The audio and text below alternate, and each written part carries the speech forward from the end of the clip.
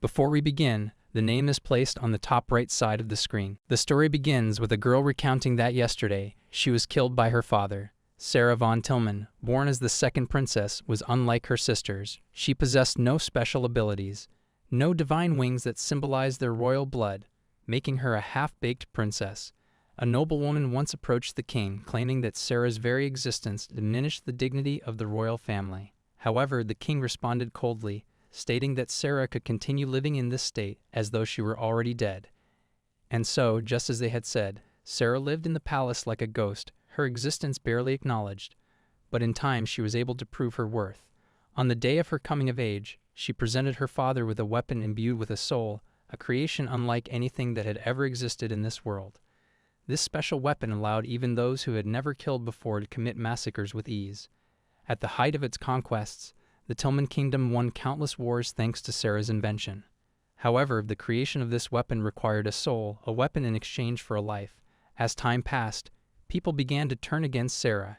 Rumors spread that she was forging weapons by sacrificing lives, branding her as a vile villainess. Sarah had once believed that a powerful weapon would bring an end to war, but she had been mistaken. The war did not cease. Instead, it only escalated. Over time, she created 8 such weapons, yet rather than stopping the bloodshed, they only claimed more lives. Realizing her mistake, Sarah swore to herself that she would never create another weapon. But her father insisted, just one more. If she forged this last weapon, he claimed, the world would finally belong to them. He even begged her to teach him how to imbue a soul into a weapon. But Sarah gave him no response. Her silence terrified the king. What if the princess had turned her back on them? What if she ended up making weapons for other kingdoms instead? He had tolerated her presence only because she was creating weapons for their cause. But now that she was resisting, it was better to get rid of her and seize the weapons for himself. Without hesitation, he summoned Sarah, and the moment she arrived, he pushed her into the lava. As she fell, a transition occurred. She felt as though she were drowning, unable to breathe. But then she was pulled from the water. A guard stood over her, asking if she was all right, addressing her as Lady Sarah. She was taken aback. Why was she being called my lady? The guard, annoyed, demanded that she stop joking. She would be dealt with according to the law since she had trespassed into the sacred fountain, where baptism ceremonies were held. She would be arrested for damaging state property. Looking at the guard's uniform, Sarah noticed an unfamiliar emblem on his brooch. As they placed cuffs around her wrists, she wondered if she was truly about to be arrested. Then, catching her reflection in the water, she froze in confusion. Her face was different. Inside the jail, she tried to explain to the guard that she was not a noblewoman and that this body did not belong to her. However, the guard dismissed her words, stating that even if she acted insane, he would not let her go. To make her more comfortable, he undid her cuffs slightly, saying that the depth of the fountain was nowhere near enough to kill anyone. He then added that if she was merely trying to gain the attention of her fiancé, the crown prince, she should have chosen a different method. Sarah was left stunned. Her fiancé? The guard confirmed that she was engaged to the crown prince, the only noble lady of the empire, Sarah von Rubia. She was completely taken aback. What did this mean? An empire? She demanded to know when the Tillman kingdom had become one. The guard, now annoyed, replied that the empire had existed for 500 years. It was then that Sarah realized something. Everyone she had encountered here was human. None of them had wings, and yet they all seemed free. The humans who had once been oppressed had managed to build an empire of their own. A chilling thought struck her. Had she really ended up 500 years in the future, trapped in the body of a human who shared her name? She was certain she had died. So what in the world had happened to her? The head maid remarks that she has heard the story of how Sarah fell into the fountain. She adds that the Duke was the one who rescued her and even bailed her out of jail. She advises Sarah to thank him later and points her toward the bath she has prepared. As Sarah moves toward the bath, the other maids begin whispering among themselves, mocking her. They comment not only on her fall into the fountain, but also on her imprisonment, laughing at how pathetic she looks. Even a beggar, they say, would appear better than her in this state. One of them remarks that there was not a single word from the crown prince, implying that no one would want to associate with someone like her. Laughing among themselves, they leave, wishing her a good rest. Sarah, accustomed to seeing subordinates looking down on their superiors wherever she goes, is not surprised. If the elders set an example of contempt, it is only natural that their subordinates would follow suit. It reminds her of her past experiences. Without reacting to their words, she enters the bathroom. As expected, there are no attendants present. She undresses and notices numerous scars across her body. For a moment, she wonders if the previous owner of this body had been abused. However, upon closer inspection, the wounds appear self-inflicted. She gazes at her reflection in the mirror, speaking to the body she now inhabits.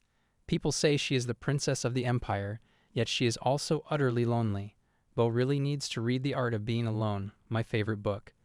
The next morning, Sarah wakes up, momentarily thinking it was all a dream, but reality sets in. She is still in this body. Accepting the situation, she sits up, only to be racked by a heady coughing fit. As time passes, fragments of the original owner's memories begin to surface. Princess Sarah had been suffering from a rare disease and severe depression. The servants claimed that she threw herself into the fountain merely to seek attention, but that was not the truth. She had genuinely intended to end her life. The fountain was sacred, a place where the baptism of high-ranking nobles, at least 100 years old, took place, blessing them with the birth of new life. Knowing she would not survive much longer due to her illness, Sarah had hoped that the sacred water would somehow grant her rebirth. However, her act was misinterpreted, and her pleas for attention only pushed those around her further away. Even her own family, exasperated by her actions, gradually began ignoring her. The servants, taking cues from her family's indifference, started treating her carelessly as well. A sense of frustration builds within Sarah. Even though her body has changed, the situation remains the same. The loneliness, the neglect, nothing has changed. As she reflects on the tragic life of the original owner, a feeling of empathy takes root within her. She resolves to stand on the side of the former Princess Sarah and uncover how she ended up in this body in the first place. A maid enters to inform her that her meal is ready. A few minutes later, Sarah sits before the food, her expression twisting in disgust. The meal is barely edible. The maid who served it mockingly asks if something is wrong. Sarah, without hesitation, points out that it seems the maid did not bother to check the food before serving it to her. Internally, Sarah acknowledges that if she truly has to live as Princess Sarah, she must deal with situations like these first. The maid feigns innocence, insisting that the meal was prepared especially for her. Without missing a beat, Sarah counters that if that is the case, then the maid should eat it first. The sudden shift in control makes the maid hesitate. She stammers that she cannot possibly eat the princess's food. Sarah watches her carefully, noting her reluctance. She speculates that the food might be poisoned. The maid quickly assures her that such a thing is impossible, but Sarah remains unconvinced. She states that there are always forces that seek to undermine those in power. The maid clenches her teeth, realizing her mistake. She had assumed no one would believe Sarah, so she had planned to play along and later extract a hefty severance allowance. But Sarah is not playing by the expected rules.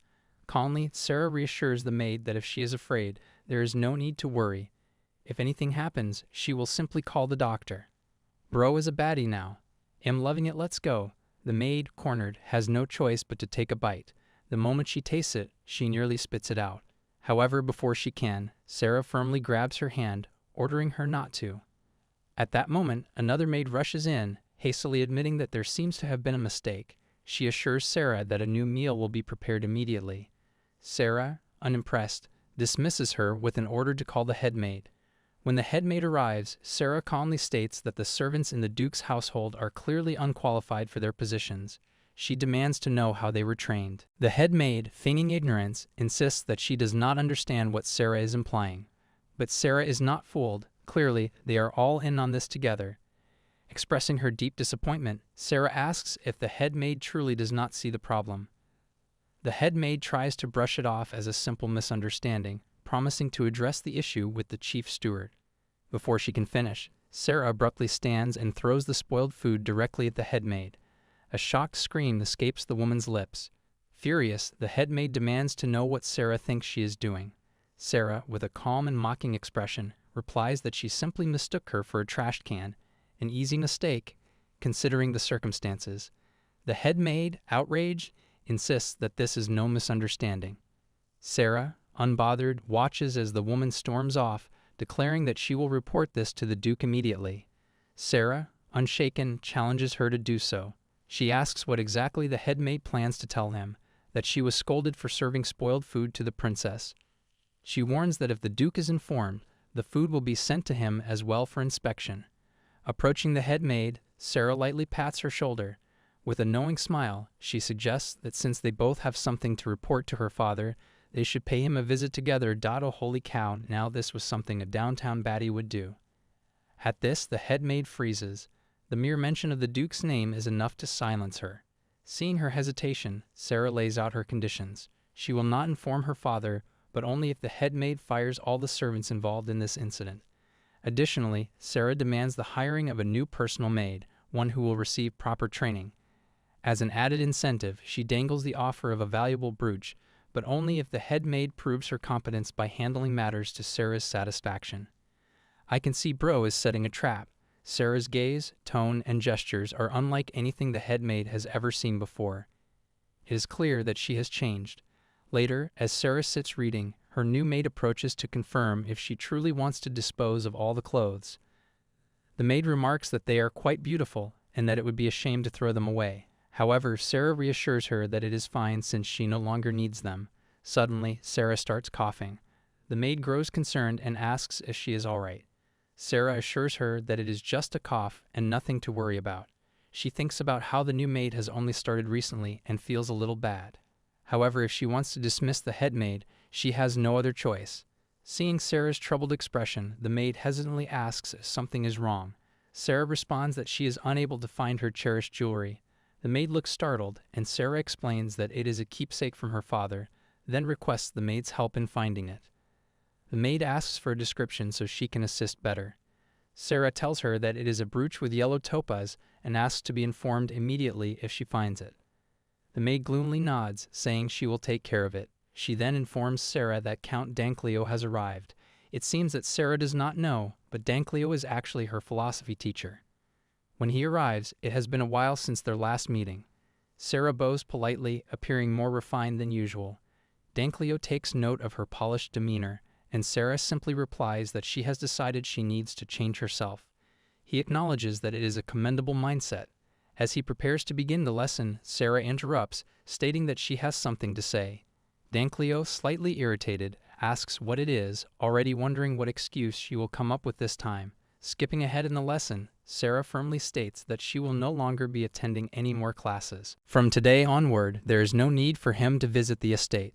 Danclio, though apologetic for his bluntness, asks if she realizes how far behind she is in her studies. Sarah is well aware of it. He then points out that avoidance is not a solution. Furthermore, since he is teaching her under the Emperor's direct orders, her decision alone is not enough to dismiss him. Sarah then proposes settling the matter with a test, as it would be the quickest way to prove her abilities. She even allows him to punish her in any way he sees fit if she fails. Later, outside, Danclio stands dumbfounded, holding Sarah's test results, full marks. Not only him, but also her theology teacher, etiquette teacher, and science teacher all stand in shock, witnessing her success. As they leave, Sarah feels relieved that she managed to deal with them all. Staying up all night was worth it. This made me remember how I have spent sleepless nights studying for my high school exams, though the difference is that she passed while I failed. It's all Instagram fault. With her studies out of the way, Sarah finally has some time for herself. Now she turns her focus to retrieving her weapons. The 8 weapons she once crafted are eternal, and she believes she can track their whereabouts by searching through historical records. With this goal in mind, she immediately begins combing through the archives. However, she finds no recent trace of them. The historical records only mention that after the kingdom's fall, the weapons were scattered in all directions, and at some point their whereabouts became unknown. She struggles to understand, can a weapon truly die? She smiles faintly, thinking about how she forged those weapons 500 years ago. If she can find them, she might finally understand why she ended up here. A thought strikes her, but before she can dwell on it further, her maid enters, informing her that her father is calling for her. Sarah heads to see her father. As she arrives, the Duke gestures for her to sit. He comments on how quiet she has been recently. Sarah simply agrees. He then mentions that he has heard about her teachers leaving, saying there is nothing more they can teach her. Even the Emperor has taken an interest in this. Unfazed, Sarah replies that she merely demonstrated what she already knew, so there should be no issue. The Duke then brings up the matter of her disposing of her dresses. Sarah explains that she was merely sorting out what she no longer needed. She wonders why he does not ask about her time in prison. Shifting the topic, her father inquires about her health. She gives him the same answer as always.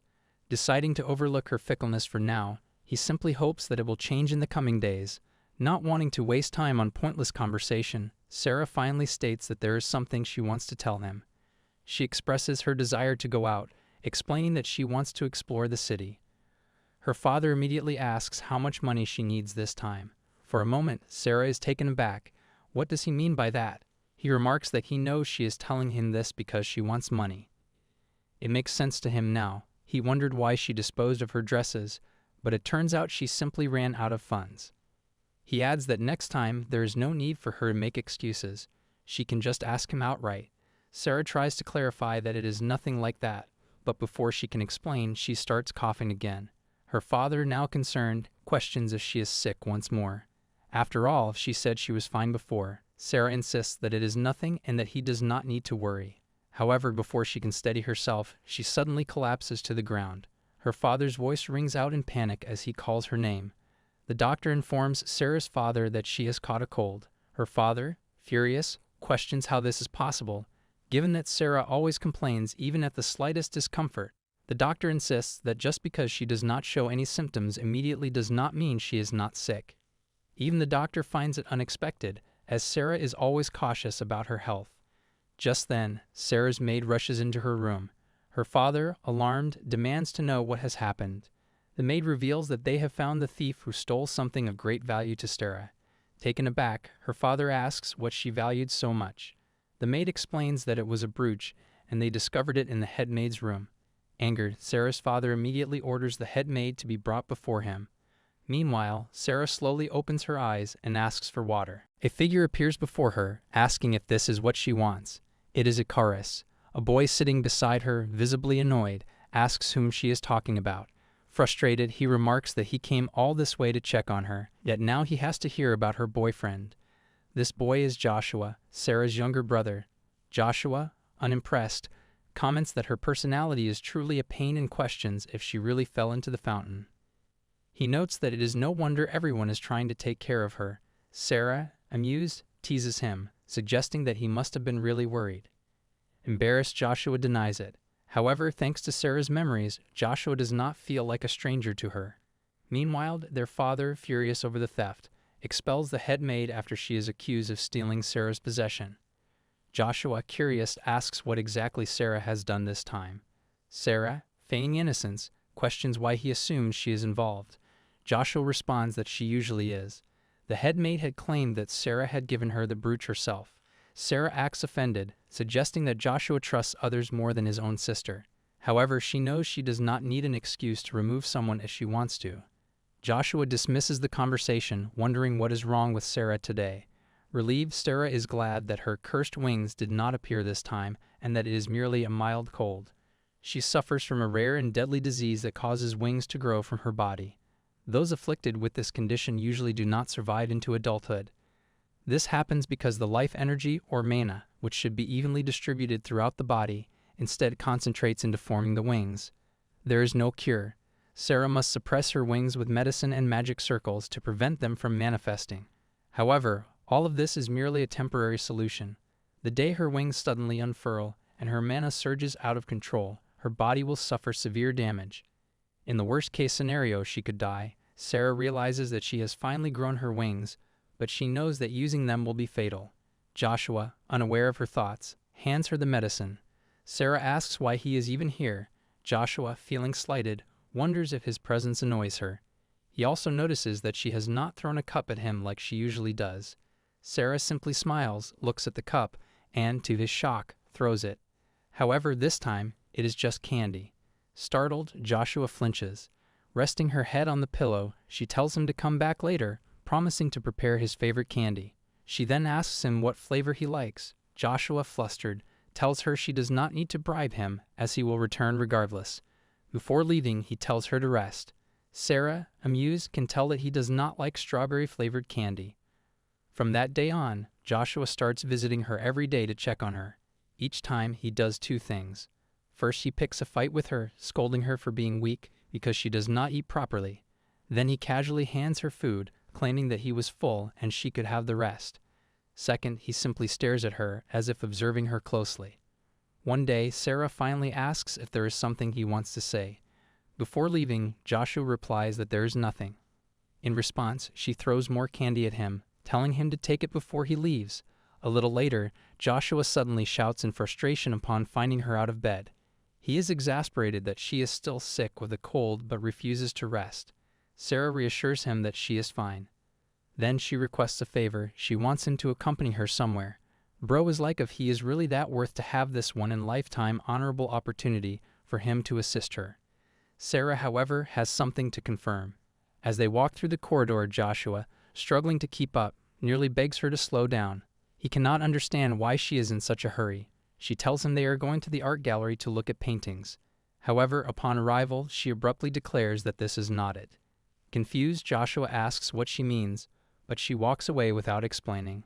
Sarah needs to confirm whether what she saw in the history books is true. As she moves through the gallery, she finally stops in front of the painting. It is the image of Icarus. The history book portrays Icarus as the one who devoured the gods. This conspiracy theory is actually enough to keep me awake at night. Not only did he wipe out every single member of the royal family, but he also tore away their wings. That was what he was infamous for. Because of this act, he gained equal power to divine blood, and with that power, he created the human empire. His audacity surpasses even the strongest warriors. Before all of this, Icarus was just a boy who used to get beaten. In the classroom, he is seen enduring another beating from the teacher. The teacher asks Sarah a question, and when she answers incorrectly, Icarus is punished once again. The teacher warns that he will keep doing this until she gets it right. His cruelty knows no bounds. Later that night, Icarus visits Sarah in her quarters. She invites him to sit, which surprises him, but she assures him that she will not punish him. She gestures for him to lift his sleeves, and as he does, the bruises covering his arms come into view. Sarah is struck with guilt, realizing that she is the reason for his suffering. Icarus remains firm, stating that he only did what he had to and expressing his hope that her hands remain clean. Sarah interrupts him, instructing him not to speak in such a manner. She then asks for his name, insisting that even if he has been deprived of freedom, he must still have a name. He hesitates before finally admitting that he does not have one. Sarah then asks if she may name him, and he silently waits for her words. She bestows upon him the name Icarus. Man, the intimacy of this moment is overwhelming. She explains that it is the name of a human with wings, even though neither of them possesses wings. She expresses her hope that one day it will not matter whether they have wings or not. Icarus hesitantly thanks her, and from that moment, Sarah resolves to study tirelessly so that he will never be beaten again. Now wait, does this bro actually wiped all the winged people for her? A year later, the time comes when the beaten servant is no longer needed. Sarah approaches her father with a request. The knighting ceremony for the free men is being held, and Icarus bows before Sarah, vowing to be her wingman. He swears to be her shield and sword, to protect her for the rest of his life. But in the end, he slaughters her entire family and ascends to the throne as emperor. Back in the present, Joshua asks his sister if she is all right. She smiles and instructs him to stand beside the portrait of Icarus before embracing him and telling him to return home. Joshua hesitates, worried about the late hour. Just then, Ares arrives, the eldest son of Duke Rubia. Joshua immediately panics, recognizing this as the worst possible scenario. He knows that Ares should not meet Sarah in her current state. Ares approaches Sarah and remarks that he heard she was unwell, though she appears fine now. Sarah responds nonchalantly, explaining that she had simply been sick for a few days. Ares hands her a bag, stating that their grandmother will return soon and that their father has been busy, so he was asked to deliver this to her.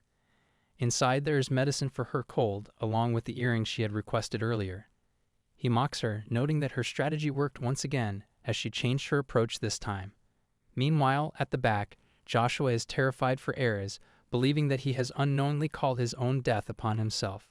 Ares reminds Sarah that she collapsed, which caused her to miss an important meeting with the crown prince. Now that she has recovered, he suggests that she should honor her promise. She turns away, instructing him not to speak to her in such a manner, as it feels like an interrogation. She assures him that she will indeed meet the prince. Ares considers postponing the meeting further, but upon observing her closely, he determines that there should be no issue. Before leaving, he reminds her that her meeting with the crown prince is tomorrow, so she must rest. As Sarah contemplates this, she acknowledges that tomorrow is indeed an important day. After all, the crown prince, her fiancé, had betrayed her with his childhood friend. She resolves to confront this deceitful man and see his face for herself. The next morning, the maid asks Sarah if she is really okay with going to meet the crown prince dressed like that. The outfit seems a little off for meeting her fiancé, but Sarah assures her that it is not a problem at all. As she steps out of the carriage, she immediately realizes that this entire situation has been orchestrated by Melaine Baselin, the daughter of the Empress's cherished maid, the crown prince's childhood friend, and the woman everyone acknowledges as his lover. Despite knowing that his fiancé was coming to meet him, the crown prince still invited Melaine. Sarah is not surprised by this at all. After all, this is the same man who never contacted her when she collapsed, nor when she was jailed. As she approaches him, she sees Leonhard von Phoebus, the one and only crown prince of the empire. He is a descendant of Icarus, though she has heard that Icarus never married and instead continued his line through adoption. Leonhard does not resemble him at all. Leonhard observes Sarah and notes that she looks a little different. Not only does she look different, but something about her presence feels changed as well. However, he does not dwell on it, assuming that she will soon start whining as usual. He then brings up how he has heard that all the tutors sent by the imperial family returned praising her intellect. He did not expect her to be so dedicated to her studies, and he comments that it seems she would make a great empress. Sarah finally speaks, and since they are already on the topic, she casually suggests that they break off their engagement. The situation is almost laughably predictable. Even Leonhard is taken aback by the suddenness of her words. He tells her that it is rude to say such a thing, reminding her that an engagement is not child's play. Once broken, it can never return to what it was before. He has noticed that she seems different, but to him, she is being excessively capricious. Sarah, however, is unmoved by his words. As she prepares to leave, she states that she does not care and that she is only informing him beforehand so that he is not caught off guard when he formally receives the request. As she turns away, he suddenly reaches for her, grabbing her hand. He asks if this is because he had to use magic a lot today. He reminds her that only he can handle the magic she needs. Then, almost mockingly, he asks if she is doing this just to rebel and pique his interest. Sarah does not react the way he expects. Instead, she removes her hand from his grasp and tells him that someone who could not even bother to contact her when she was going through difficult times has no right to say such things now. Then, almost offhandedly, she mentions that his lover is waiting for him in the garden, so he should go to her. Leonhard is left speechless. Later, back in her room, Sarah's maid comes in and informs her that her father has requested they have dinner together that night. The maid also asks if she wishes to wear the diamond earrings she received as a gift last time. As Sarah puts them on, she notices the bruise on her hand, evidence that she has resorted to self-harm again. She wonders if her father even realizes that she does this just to get attention from her family. She then contemplates whether her father, who never once truly paid attention to her, gave her the earrings to gauge her feelings now that she has changed. If that is the case, she finds it pitiful. However, she ultimately decides to wear pearls instead, as she no longer feels the need to act like a good daughter. At dinner, Ayres brings up a topic, asking his father if it is true that His Imperial Majesty made contact with the Duke of Sapphire's household today. His father asks if the Duke did so personally. Ayres is unsure, but says that was the impression he got. The Duke then turns to Sarah and asks if she visited the palace today and what she thought of the Crown Prince. Sarah replies that there was nothing unusual. Subtly, she makes sure to show off the pearl earrings she is wearing. The Duke notices and compliments her on them. She thanks him and casually mentions that she also received the gift he sent her, but the earrings did not match her outfit, so she could not wear them to dinner. Her father acknowledges that he was thoughtless in not choosing a dress to go with the earrings. The moment makes Sarah uncomfortable, but she assures him that it is fine. Meanwhile, Joshua, who is sitting nearby, makes a snide remark about how Sarah is finally using her head for once instead of thinking with her body. Sarah, confused, does not understand what Joshua means. Their father, however, suddenly turns serious. He asks Sarah if it is true that she was the one who broke off the engagement with the Crown Prince first. Sarah confirms it. He then reprimands her, saying that matters involving the imperial family should have been discussed with him first. If things continue this way, it will be impossible to restore her engagement to the Crown Prince. Sarah, without hesitation, replies that she does not care. Joshua is taken aback by her indifference, recalling how she once acted as if she would rather die than lose the Crown Prince. She then reveals her true intentions. Once she becomes an adult, she plans to leave this house. Since that is the case, it is better to break off the engagement now rather than later. She pointedly adds that it would be more convenient for her father if the so-called shame of the family left on her own. Her father, almost getting a headache from the conversation, asks her where she even learned to speak like this. He demands to know when she started talking like Joshua. Joshua bro is like, why am I getting involved in this mess? Sarah requests that her father not shout at her and decides to leave the dining room first. Ayres watches her and briefly considers following her, but knows that this matter will not be solved so easily. Suddenly, someone else emerges in the scene. A lady, her presence commanding attention, asks what is going on. Later in her room, Sarah thinks it's her maid and tells her that she will take care of her belongings herself, so there is no need for her to stay by her side. When she receives no response, she turns to ask if the maid is even listening, only to realize that it is not her maid at all. It is her brother, Ayres. Startled, she requests that he leave and give her a moment. However, Ayres does not comply. Instead, he demands that she apologize to their father, reminding her that this engagement was arranged because of her own stubbornness. He then questions whether she even realizes how this will affect Rubia's reputation if the engagement is broken. Without waiting for her response, he orders her once again to apologize to both their father and the crown prince. Sarah clenches her hands tightly and asks if he really expects her to bow before the crown prince. Ayres confirms it, adding that their father only treats her this way because of her illness. This man, emotionally constipated as ever, should really learn to shut up. He continues, remarking that from the way she is behaving, it is clear that simply indulging her is not the solution. At last she speaks. She tells him that his so-called perfect vision of her life is nothing but a slow march toward her death. Anger gets Ayres as he calls her name. But before he can say anything further, Sarah abruptly stands up asking if he even knows the real reason why this engagement was arranged in the first place. Sarah says to Ayres that in order to survive, she needs someone who can replace the magic that constantly escapes through her wings. She needs an overwhelming amount of it, way more than what a normal person can handle, and only the crown prince is capable of supplying the level of magic she requires. That's why she's been so insistent on proceeding with the engagement, even if it means looking stubborn or desperate. But now, the royal family is suddenly demanding a massive sum of money just to keep the engagement going, claiming it's the price of saving her life. No matter what insane price they throw out, Sarah is sure her father will cave without a word, just to keep the contract intact until the day she dies. But if she ever dares to speak out and tries to break off this engagement, especially if she does it recklessly, like some dumb kid who doesn't get how the world works, everything could change. She went from wanting love, wanting a life full of meaning, to just being someone clinging to stubbornness because of a startled start with Ayres, and now she just wants it all to end on her own terms. Ayres is actually kind of flustered he didn't think things ran this deep. He tells her that if she'd been upfront earlier, he wouldn't have misunderstood her so badly. But Sarah looks at him, almost deadpan, and says that even if she had spoken up before, he still wouldn't have believed her. He would have just assumed she was scheming or creating attention. He's no different from the others. Maybe he's even worse. Even when she literally screamed, he didn't really listen, he just gave her fake hope. She tells him to just leave, like always, pretend he didn't hear anything, because that's what makes him her brother now, someone who looks the other way and acts like nothing ever happened.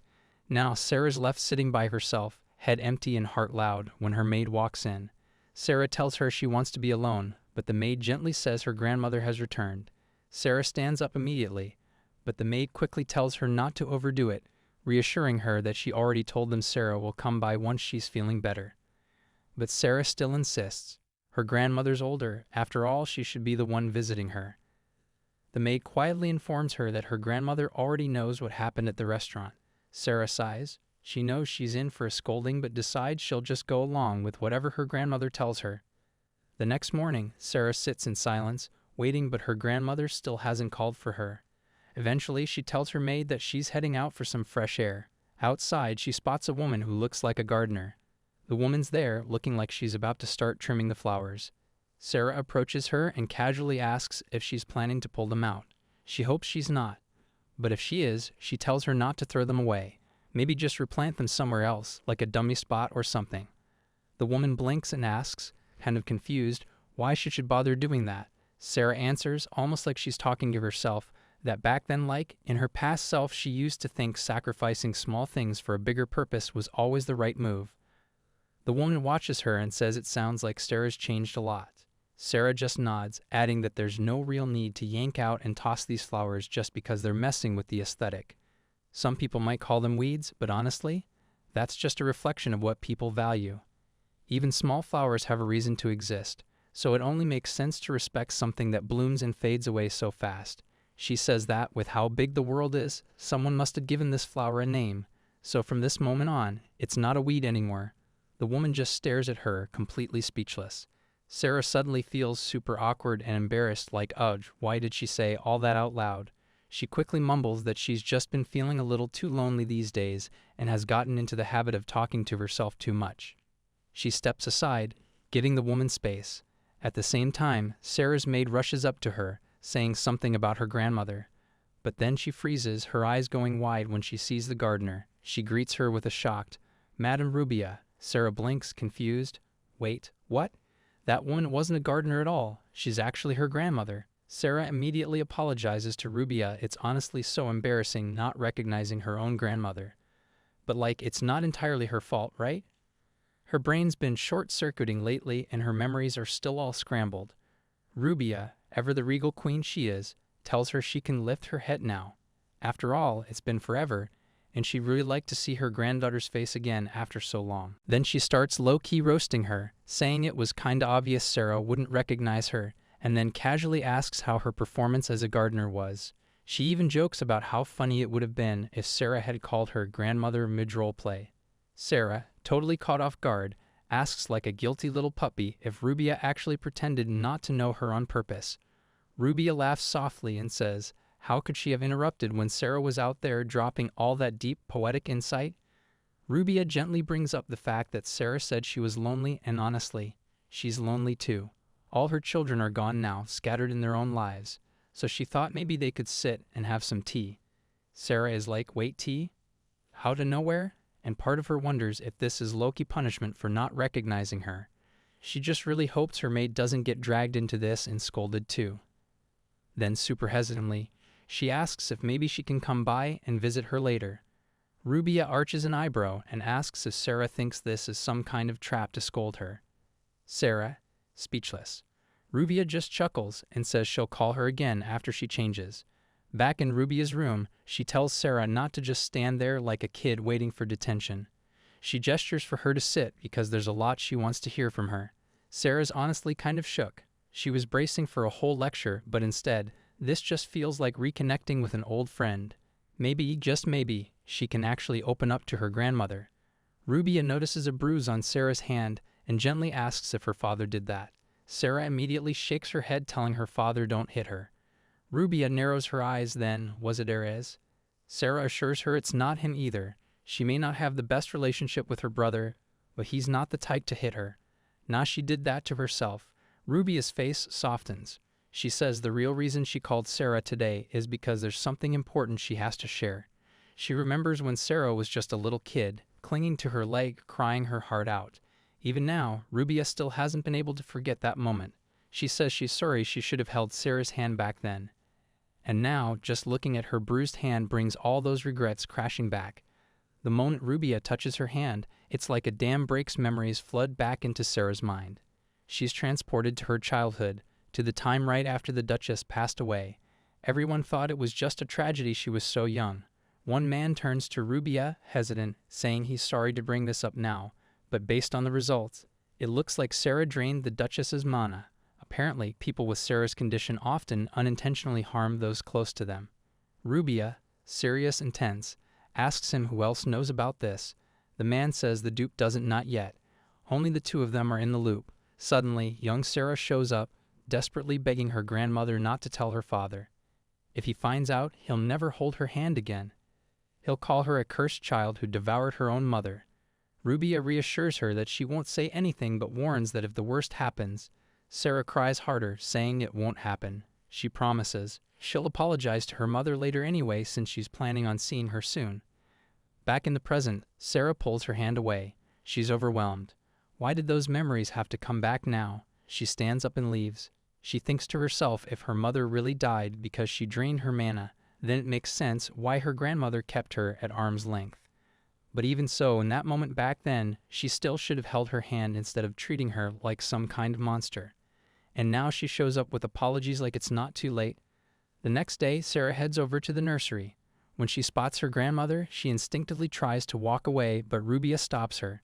She says Sarah doesn't have to forgive her, but please don't ignore her either. She didn't come back just to make Sarah uncomfortable. Sarah quietly apologizes for leaving so suddenly yesterday, but she still believes being around her might not be good for Rubia's health. Rubia gives a sad smile and says she thought just holding Sarah's hand once would be enough to ease her heart.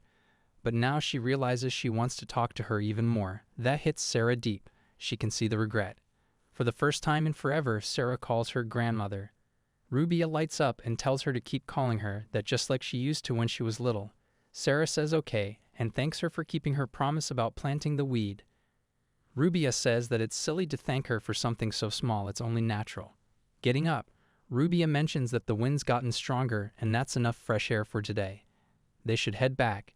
She adds that she has a gift for Sarah, but it's running late because of delivery issues. As they walk, Rubia says that based on what Sarah said, it sounds like things aren't exactly smooth between her and Ares. Honestly, it's no surprise. Must be rough dealing with someone that thoughtless. She laughs softly and says she'll tell Ares to buy Sarah a pair of gloves, because the last time she held her hands, they felt way too cold. And even if he's clumsy, he should at least be able to manage that much. Rubia also tells her to let her know if Ares messes up again. That small show of support makes Sarah genuinely happy. She smiles and says okay.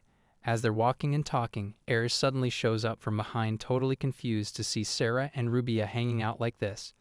The next day, Sarah and Ares are heading somewhere where exactly only the gods, and perhaps the carriage driver, know.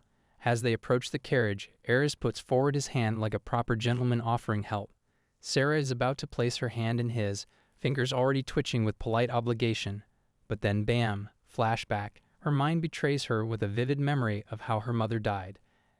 Excellent timing, brain. She promptly pulls her hand back like the reins on a startled horse and climbs into the carriage herself, leaving Ares mid-gesture like a forgotten statue.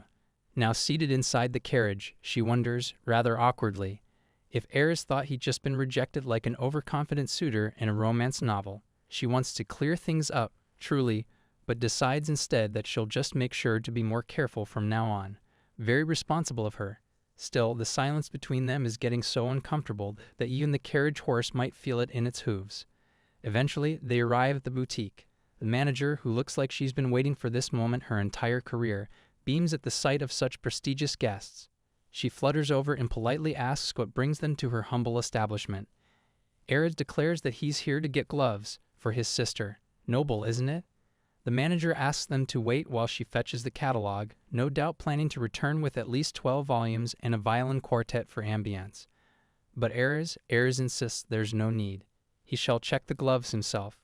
The man has taken the mission personally, and no flimsy catalog will stand in his way. Sarah, watching all this, tries to remind him there's really no need to go overboard.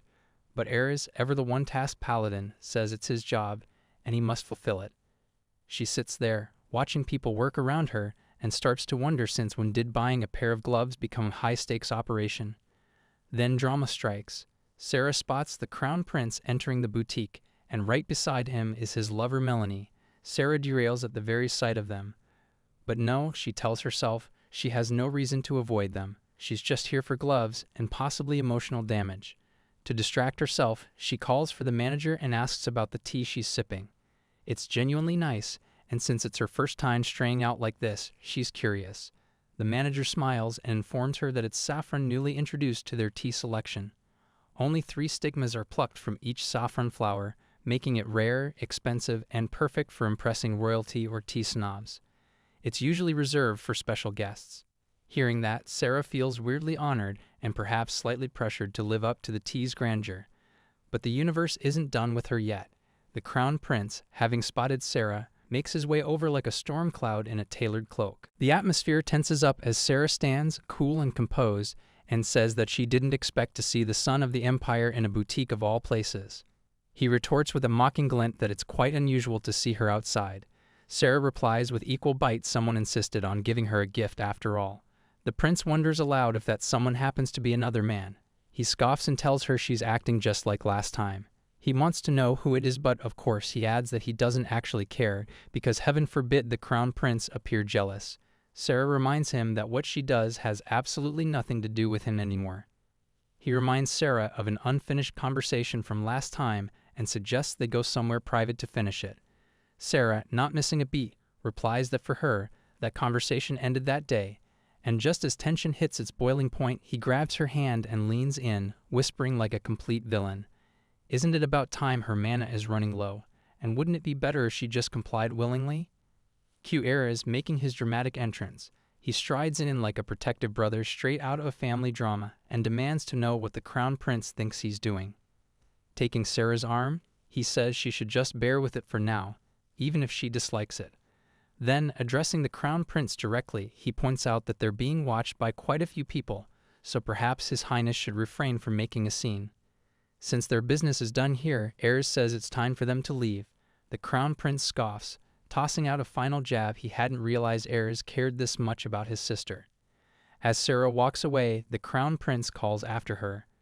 When he asks, will she be making time for him? Sarah's answer is ice cold and immediate. Like Elsa, she won't be making time for him. Not now, not ever. As they walk, Ares finds his thoughts wandering. Was that woman with the crown prince really his lover? If so, the rumors were true. And if so, Sarah seemed genuinely sad. That thought doesn't sit well with him.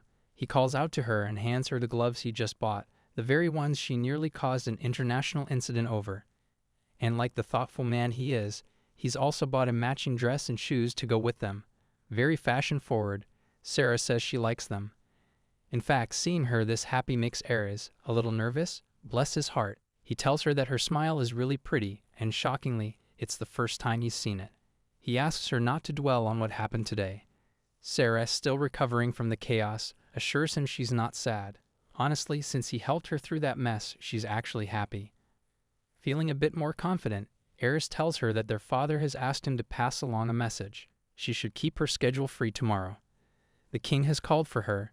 The very next day, Sarah sits in the carriage, her thoughts tightly woven. If the king has summoned her personally, it must be about the annulment. What else could prompt a royal meeting at this scale? Her father snaps her out of it. He notes that he didn't expect her to wear the dress he gave her. She looks beautiful, he adds. She thanks him politely, unsure what to do with this uncharacteristic warmth. Then her father casually brings up that he's heard she's been spending more time with her grandmother. Sarah explains that it might seem that way, but really she's just spent some time alone with her at the mansion. Nothing too suspicious, unless the tea parties turned into secret underground operations. Her father looks at her for a moment, long enough for her to start overanalyzing again, before mentioning that the red diamond she once asked for is coming to auction soon. He suggests it would draw a great deal of attention if she wore it to her debutante. To Sarah, this sounds strange, deliberate. Finally, she asks him directly if there's something he needs to tell her. Her father blinks. What does that mean, man? Is essentially his energy. She points out that it's weird for him to suddenly take such interest in her life. Still, she suggests he stop concerning himself with hers, and if he wishes to remarry, he has her full blessings. She knows she was a brat as a child, epically so, and probably made it impossible for him to pursue happiness without being interrupted by tea-spilling tantrums. Her father denies any such plans for remarriage. Then, like a nobleman revealing the real agenda beneath all the small talk, he asks if she truly wants to leave this family. Ah, there it is. Sarah answers yes. He exhales, scoffs, and mutters that he's spoiled her too much. He finally understands she's abandoning the family name, and for what? She's not even getting married. He climbs out of the carriage, clearly done with this emotional ambush, and says this is something he won't allow. She can set that little idea aside. Oh, and by the way, he has an appointment. Once the audience with the king ends, she can go home. How considerate. Sarah sits there, thoroughly confused. She thought he'd be thrilled by the annulment news, but instead he's brooding like an emotional novel's brooding duke. Truly, he's an unpredictable father figure. The scene shifts to the royal palace where King Carlos von something majestic he tells Sarah that surely she must be aware of divine weapons. Sarah, who was mentally prepared for annulment documents and not magical artillery, is taken aback. Divine what now? The king asks if she's ever seen one. Sarah, still unsure where this is going, tells him she hasn't. Not in real life, anyway. Then he hits her with it. He's heard her grandmother is seeking one of those weapons. This is news to Sarah. The king seems to have assumed Sarah would know something, which is why he summoned her. He warns her not to make any contracts with such a weapon. If a winter noble like her touches it, the consequences won't be pleasant. And now that she won't be receiving the Crown Prince's magical power anymore, she needs to be very careful. Sarah is stunned. So that's it. The annulment has been granted? Just like that? She can't believe it went more smoothly than she expected. She begins to wonder if her father might have intervened after all. For now, she decides to head home. But fate, ever dramatic, throws in a final twist. Enter the man she hates most, the Crown Prince himself. Of course, he's here to congratulate her because nothing says celebration like emotional manipulation in broad daylight. He remarks that he heard Duke Sapphire had a hand in this. That's why the king summoned her, isn't it? If memory serves, Duke Sapphire is one of the founding families of the empire. Though the current duke is so reclusive, he may as well be an ancient forest spirit. Sarah can't imagine why someone like him would get involved in her messy business. The Crown Prince, looking far too smug, says that he knew it. Duke Sapphire's involvement from the start was suspicious. He glares at her, asking how long it's been between them. Sarah looks at him like he's speaking a different language made entirely of nonsense. She tells him he's a hypocrite, he had someone beside him the whole time. The Crown Prince claims that he and Melanie are just friends. Lifelong, kiss on the lips kind of friends, apparently. He says she's tarnishing their bond with these false accusations. Sarah scoffs. If that's what friendship looks like, then she's never had any friends with benefits herself. She coolly adds that maybe it's time she found new love, someone far more emotionally distant than the Crown Prince. Perhaps even the Duke of Sapphire? She tells him that the humiliation she's endured is simply the repayment for the magic he once granted her. As she climbs into the carriage, she ponders this unexpected development. If Duke Sapphire really was involved in the annulment, why? There's no connection between them, so the only logical conclusion? He must have done it despite the Crown Prince. Maybe he's setting the stage to install his desired empress. Whatever the case, Sarah admits she may have dragged an innocent party into her royal mess. Still, she's hopeful. Maybe Duke Sapphire could become a valuable ally, which is why, once she's home, she calls out to her maid with a mission. She needs information on Duke Sapphire. Where could she find it? The maid, slightly confused, asks if she's talking about his portrait. His age? Sarah corrects her it's not basic stats she wants. She needs recent activity. Has he visited the palace recently? The maid, now with a knowing twinkle, admits she thought Sarah was trying to arrange a marriage. But for this kind of information, she suggests hiring an information guild. Sarah asks if she can make a request under her own name. The maid smiles. Of course she can. And by the way, her grandmother is waiting for her inside the mansion. Inside, Rubia, her ever-surprising grandmother, greets her with a gift. The one Sarah had mentioned before. Rubia says it was so difficult to procure, it could practically be classified as an artifact. But well, this is her granddaughter's first request, so she simply had to get it. Judging by Sarah's reaction, Rubia guesses she didn't believe she'd really follow through. Sarah, meanwhile, feels the flood of long-buried memories stirring. If there's one thing she's wished for in this life, she opens the box and sees the Metatron. Well then, things just got a whole lot more divine. Sarah sees that even though there was no reaction, the dented rusted object and the soul within it are still intact. She wonders if it hasn't awakened yet. She holds the Metatron, and Rubia says to her that if she holds it like this, it might be heady for her. The moment she touches the Metatron, she starts to feel dizzy. She tells her grandmother that she is fine and to stay away from her. She notices that the magical power suddenly disappears, and she wonders if it is trying to awaken. Her wings start to glow. Worried, Rubia says that she will go and call for the doctor. Her wings come out, glowing brightly.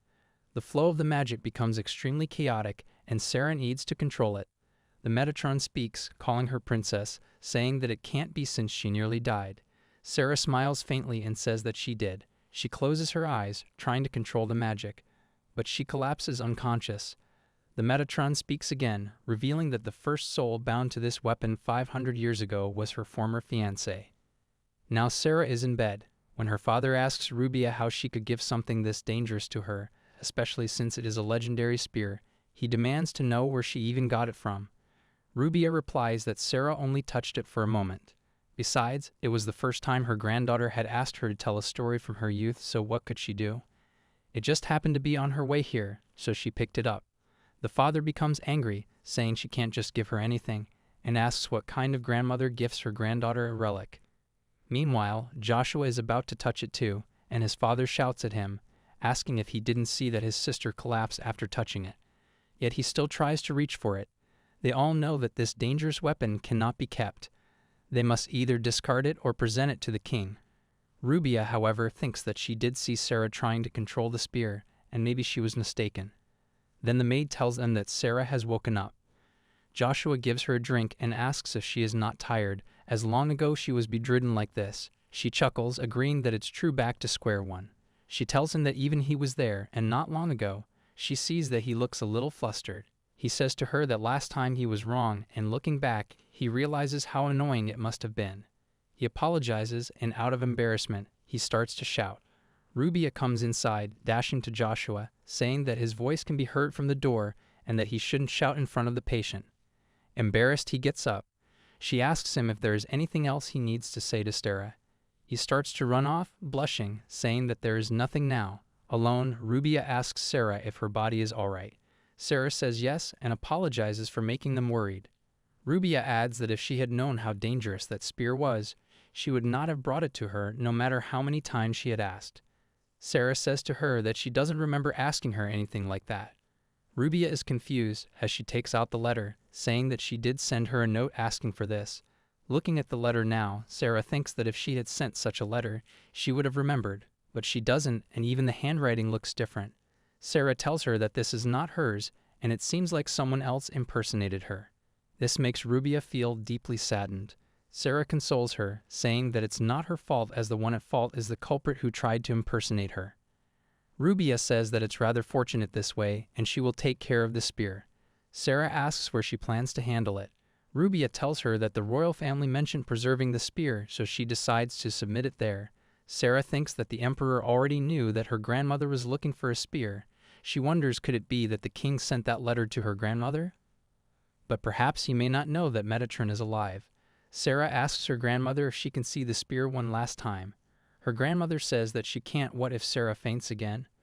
But Sarah begs her, just this once. Having no choice, Rubia tells her that the spear is placed at the far end of the second floor. Since the Duke won't set it up, she will need to figure it out on her own. That night, Sarah goes to look at it, but what she sees is not what she thought.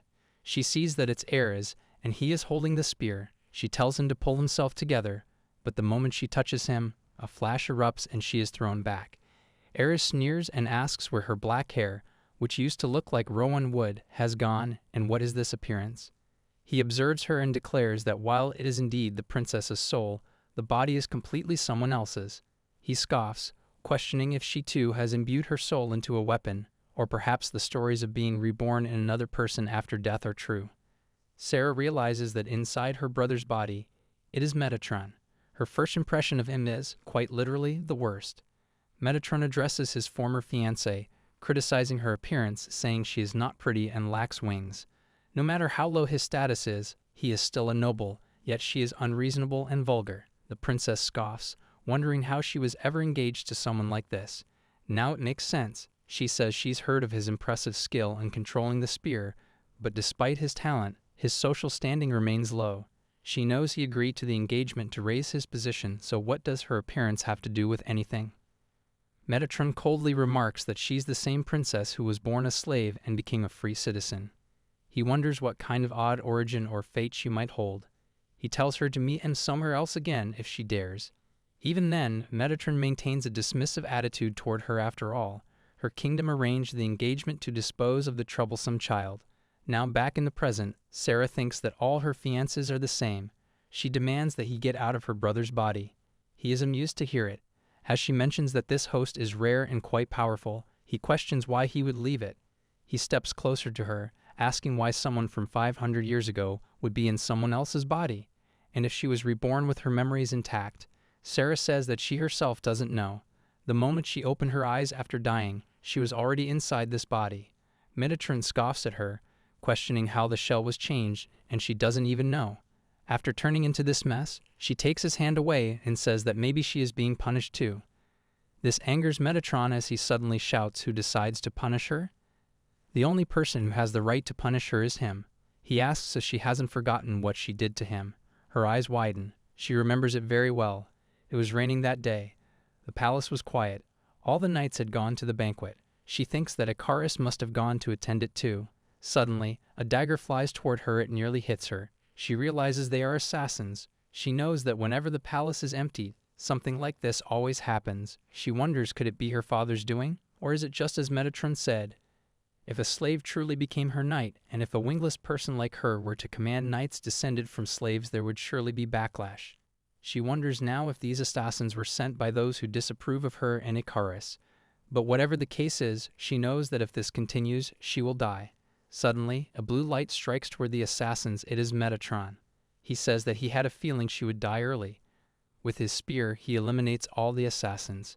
Even the princess is impressed. He asks her if she is all right. She demands to know why he is here. He replies that of course he is here to scold her. He says that the slave she always drags around is also at the banquet. He questions what kind of mess she has made for herself this time. She pushes his hand away from her bruised cheek and tells him that she knows the royal guards are meant to attend the banquet. This makes him angry how she still favors that dove until the very end, when he is the one who saved her. Suddenly, his eyes widen as he sees another assassin coming from behind. He grabs the princess and steps in front of her just as the assassin's blade pierces his wings. The princess cries out his name. Metatron starts to lose his balance, but just in time, he swiftly kills the assassins and falls to the ground. The princess rushes toward him. She begins trying to bring him back to his senses, but even in this state, he scoffs that she already has an ugly face, and now she also has this scar. He jokes that if he dies, there will be no one to carry her around, and she'll be in big trouble. The princess tells him not to talk about death like this and says she'll go and call for a doctor. That's what she says, but then she notices that there is no one around. They're too far away from the main square where everyone is gathered, and by the time she gets there, he'll already be dead. There's no one she can ask for help, and she really doesn't want him to die like this. She looks at his spear. All at once, the scene shifts to Metatron opening his eyes. He looks at his hands and wonders if he's still alive. The princess appears. He asks her what this is. She explains that his body has died in its place, and she has put his soul inside the spear. She adds that it was the best way to protect him. He gets angry. To him, it feels like the worst way possible. She explains again, yes, because if he enters the body of someone who wields the cross spear, he'll be able to move just like he did when he was alive. He shouts at her, demanding if she really wants him to live inside someone else's body like a parasite. He calls her crazy, says he can never live like this. She tells him that he needs to adapt to it. He scoffs, asking if this is really how she repays him, and says that if he had known this is what he would get, he would have never. Before he can finish, he suddenly stops. He says to her that he isn't alive, but she replies that he's breathing and talking to her. He's furious and asks her to just kill him. She apologizes, saying she doesn't know how to do that. He says that even if she doesn't have a way, she should think of one. Wouldn't something come to mind when someone is caught between life and death? Then Icarus arrives and tells him to step back. He warns the princess that Metatron is dangerous, but she assures him that she's fine. Then she orders Metatron to put the spear down. His body starts to act on its own. He really can't believe this. What is all this happening? She says to him that she just gave him an order, and he will have to follow it whether he likes it or not. He keeps shouting at her to just kill him. Back in the present, Metatron, now possessing Ares' body, asks Sarah if she remembers it. She replies that she has never forgotten a single moment of it. He grabs her, noting that the way she looks so calm means she can't give him any more orders. Sarah tells him to let go of her. He says that she was quite proud when she was able to control him however she liked, and he's sure she never expected something like this. She tells him to do what he wants. He's confused. What does she mean?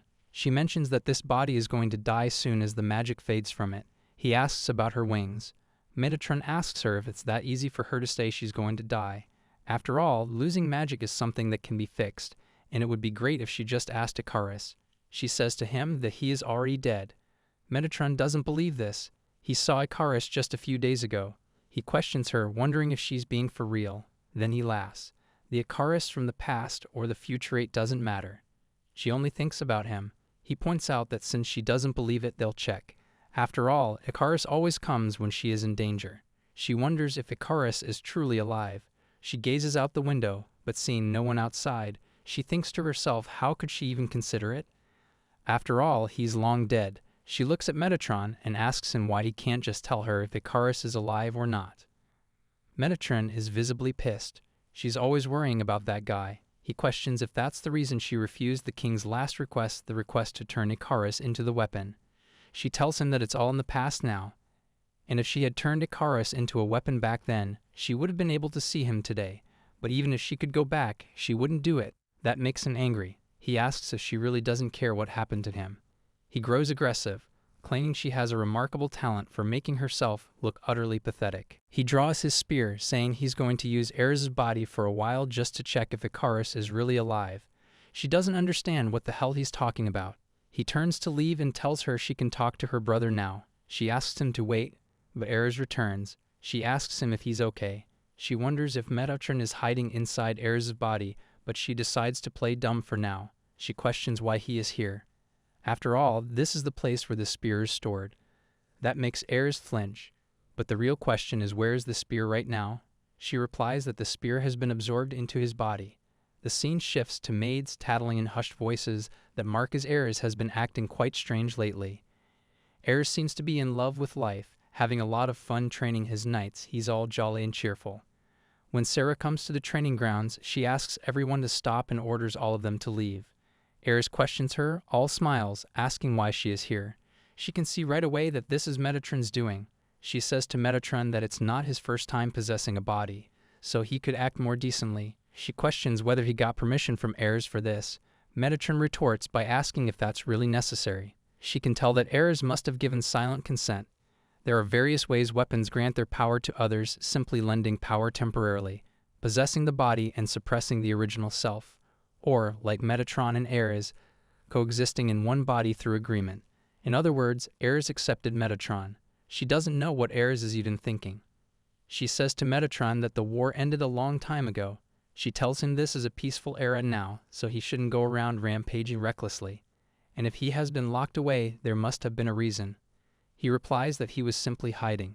She is silent for a while before she says that this means he lied about seeing Icarus. He glares at her and brings up that guy again. He points out how she was so protective of Icarus that Icarus dared to be wary of him. She doesn't know what he's talking about. He scoffs, asking if she really doesn't remember the way Icarus used to look at her. It wasn't just like a knight looking at his master, it was something else. He looked at her like he was in love. She is furious and warns him not to make baseless claims.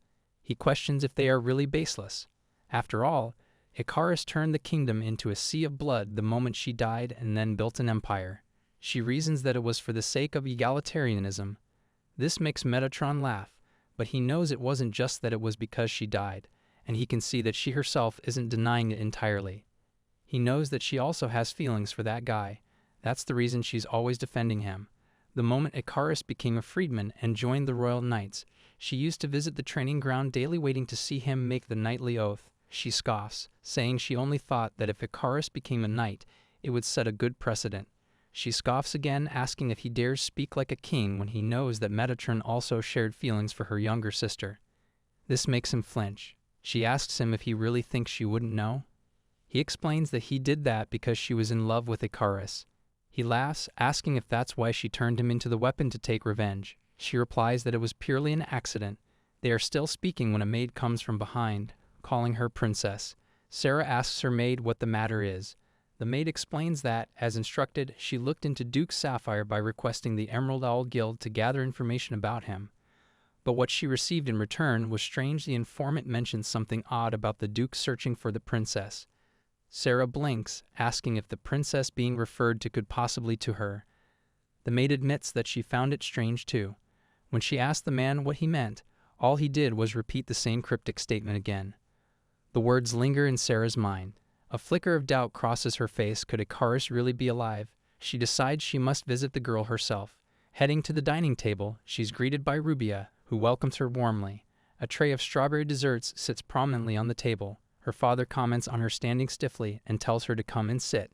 Sarah raises a hand and points out that she needs to call the head chef first. Joshua hates strawberries, yet the whole cake is filled with them. Joshua, who has just arrived, rubs his temple and retorts that she must have just woken up and is talking nonsense. Everyone knows he doesn't dislike strawberries. He's clearly trying to cover it up. No one can know that he secretly took the candy from her sister. Then Sarah notices something that makes her jaw clench. Metatron, in Ares' body, is devouring all the cake. She cannot believe this. He actually pushed Ares to eat all of it. She's completely done with him at this point. She's already told him not to mess with Ares' body. Their father brings up the upcoming debut, asking Sia if she's prepared. Rubia, sensing something off, gently assures her that if she isn't feeling well, she doesn't have to attend. Sarah replies that she's been far too busy to focus on it recently, but she still plans to attend. This debut isn't just ceremonial. She needs to find a marriage partner through it. Eris freezes. Wait, what and why when she can marry him? There's a complete shift in the air. The awakeners around the table look stunned, as if someone just lost a screw. Even Sarah can't hide her reaction. Metatron is absolutely doomed. He really needs to get out of Eris' body. Eris bolts over to Sarah, panic on her face. Sarah blinks at his sudden appearance and asks what the matter is. Eris explains hurriedly that he heard a rumor that he proposed to her and assures her that it wasn't his will at all. He says that when he accepted the spear, he never expected things to go this far. But once things began to spiral out of control, he kept losing consciousness and waking up in strange places. There's almost no information about the spear, and with his memory constantly resetting, he doesn't know the answers either. He thought it was only right to inform someone and be cautious. She's the only one who knows anything, so he's come to ask what she thinks about it. Sarah gestures for him to sit down, saying she needs to take her medicine first. Her magic flow is unstable again. Eris notices the massive number of pills and stares in disbelief. He watches silently while she takes her medicine. Meanwhile, Sarah reflects. She had asked Metatron to speak with Eris and get her permission, but clearly he hasn't done that. It's strange for a weapon to coexist within its user's body without an agreement. The only explanation is that Eris accepted it unconsciously. She finally turns to him and questions what he thinks will happen if it becomes known that he's been chosen by the spear. They'll be appointed a royal knight, placed under surveillance in the imperial palace 24/7. And for now, Rubia doesn't even know that the location of the spear hasn't been questioned by the royal family. If her family finds out that he tried to use the spear in the middle of the night order, especially Joshua, he'll mock him mercilessly. Sarah believes it's best to keep this secret for now. After he became like this, she's been trying to learn as much as she can. It's a coveted weapon, one known to go missing frequently. As long as he doesn't make a big deal out of it, no one will notice, but he admits that things are becoming obvious. Sarah points out that the information she found isn't just about that. According to historical texts, legendary weapons are said to house souls. If that's true, then his body now contains two souls, and the soul of the weapon is slowly taking over his own. That explains why he keeps losing his memories. He stares at her, asking if she means that the soul who proposed to her was the soul of the spear. Sia nods. Yes. Eris stares blankly. It's an absurd assumption, but there's no other explanation. At first he thought it might help him, but now he thinks he needs to separate the soul from his body. Sarah's eyes flash with alarm. If he does that, the soul of the spear Metriton will fully take control. She stops him immediately and suggests something else. What if he tries to talk to it? He hesitates, then considers it. If this soul can joke about marrying her, then maybe it's not that stubborn. Maybe he can reason with it. Sarah adds that if he's gentle, he might be able to work things out. Eris gives a tiny nod, eyes lowering. With a small sigh, he apologizes to her for everything. She's been so considerate, while he's been distant and indifferent. He wants to change that. He wants to help her and not be a burden anymore. His sincerity makes her smile. In that case, she says she wants him to come with her somewhere. As they travel, she asks the coachman to stop. Eris glances at her, asking why they need to get to the auction house first. She replies that she knows, but there's still time before the auction starts, so they should look around some nearby shops. She asks him to accompany her to the Red Diamond auction. The Red Diamond, something Sia originally had her heart set on, is said to be of infinite value due to its rarity. Even Rubia has invested her money into getting it at the auction. It's the perfect excuse, because the real reason she's out today isn't the auction, it's to visit the Emerald Owl Guild, the one who called her princess. And once the auction ends, she plans to slip away, unnoticed by Eris, and go there in secret. They're walking when suddenly, Eris pulls her into an alley and covers her mouth. He murmurs that someone is following her. She is taken aback when Metatron, now possessing Eris' body, tells her that it seems like someone has been following her since they left the mansion. He adds that this isn't the first time he's tried to catch the man. He's attempted it several times before, but the guy was always so clever that he escaped immediately. Eris wonders aloud who it could be. It's clear that it isn't a family member. For a moment, she considers the possibility that it might be the prince, but quickly dismisses the thought. If it were him, Metatron would have captured him without hesitation. Metatron tells her not to move, assuring her he will catch the man. Sarah, however, urges him to stop, but he insists she has nothing to worry about and that he will be back soon. Then he leaves. Sarah is literally left waiting, feeling like a clawed princess as Metatron inhabiting her brother's body chases after the mysterious figure. Metatron runs with determination, but he is confused. The man he's pursuing is moving at a speed no normal human could manage. Even so, Metatron is determined not to lose him again. When he finally catches him, he prepares himself to see the man's face, and the moment he does, he is utterly shocked. He returns to Sarah, who immediately questions what happened and why he came back empty-handed. Metatron tells her the man escaped his grasp once more. She questions if he even tried to torture him for information, and whether that means they completely lost track of him. It suggests they still don't know who is behind everything. Finally, Metatron says the man was Icarus. Sarah stares at him, confused, asking what he's talking about. She grows angry, reminding him that she had clearly told him not to joke about things like this. But Metatron scoffs. Does she really think he's joking? As soon as he saw the man's face, he escaped again. Still, she doesn't seem to believe him. Metatron scoffs again, insisting that if that man could recognize Sarah even though her body had changed, does she really think he, Metatron, wouldn't be able to recognize the man who clung to her like a leech in the past? He points out that he had already told her Icarus is alive. Sarah still doesn't understand. It's been 500 years. How could Icarus possibly still be alive? And if it really is him, why would he be following Sarah now? After all, he had no contact with Sarah. Suddenly, Sarah begins to cough, which makes Metatron concerned. He asks if she's all right, but she reassures him that it's nothing, it's just that this body is truly weak. She had already taken her medicine before coming out, yet she still feels unsteady. Metatron thinks they should consult a doctor, but she brushes the concern away. She tells him to return Air's body and instead focus on Icarus. There's no need to report back until he catches him. Ares comes back to his senses, shocked that it happened again. Sarah reassures him that Metatron only took over for a minute, so it's all right. Ares then notices the handkerchief in her hand and questions what it is. She assures him it's just her blood and not to worry about it. Ares isn't satisfied with that answer, clearly still worried, but she reminds him that it's already time for the auction and they should go. Just then, Sarah begins to lose her balance. Ares hurries to catch her, his heart filled with concern. He thinks her condition has worsened, likely because she is no longer receiving magical support from the prince. He considers taking her home and suggests they hire an agent to attend the auction on her behalf, but she insists it's fine, she'll feel better once seated. After all, this has happened before.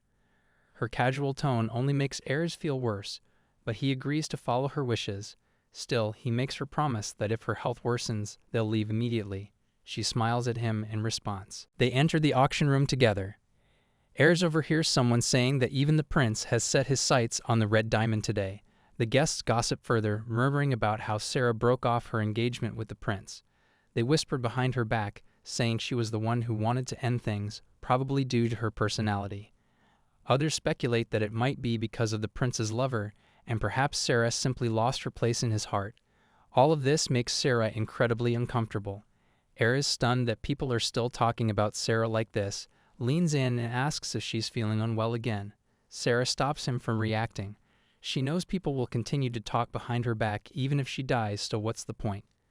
With a quiet sigh, Ares holds her hand gently. He says that, just like their grandmother and grandparents, he really wanted to see her get that red diamond. It's something he's dreamed of for a long time, and he can't stand by and let the prince who once intimidated his fiancée take it from her. Sarah never imagined that Ares would say something like this. The red diamond was something she wanted, not the soul of the princess. At first, she only planned to observe the auction. But now that they've come this far, she decides she must win the bid.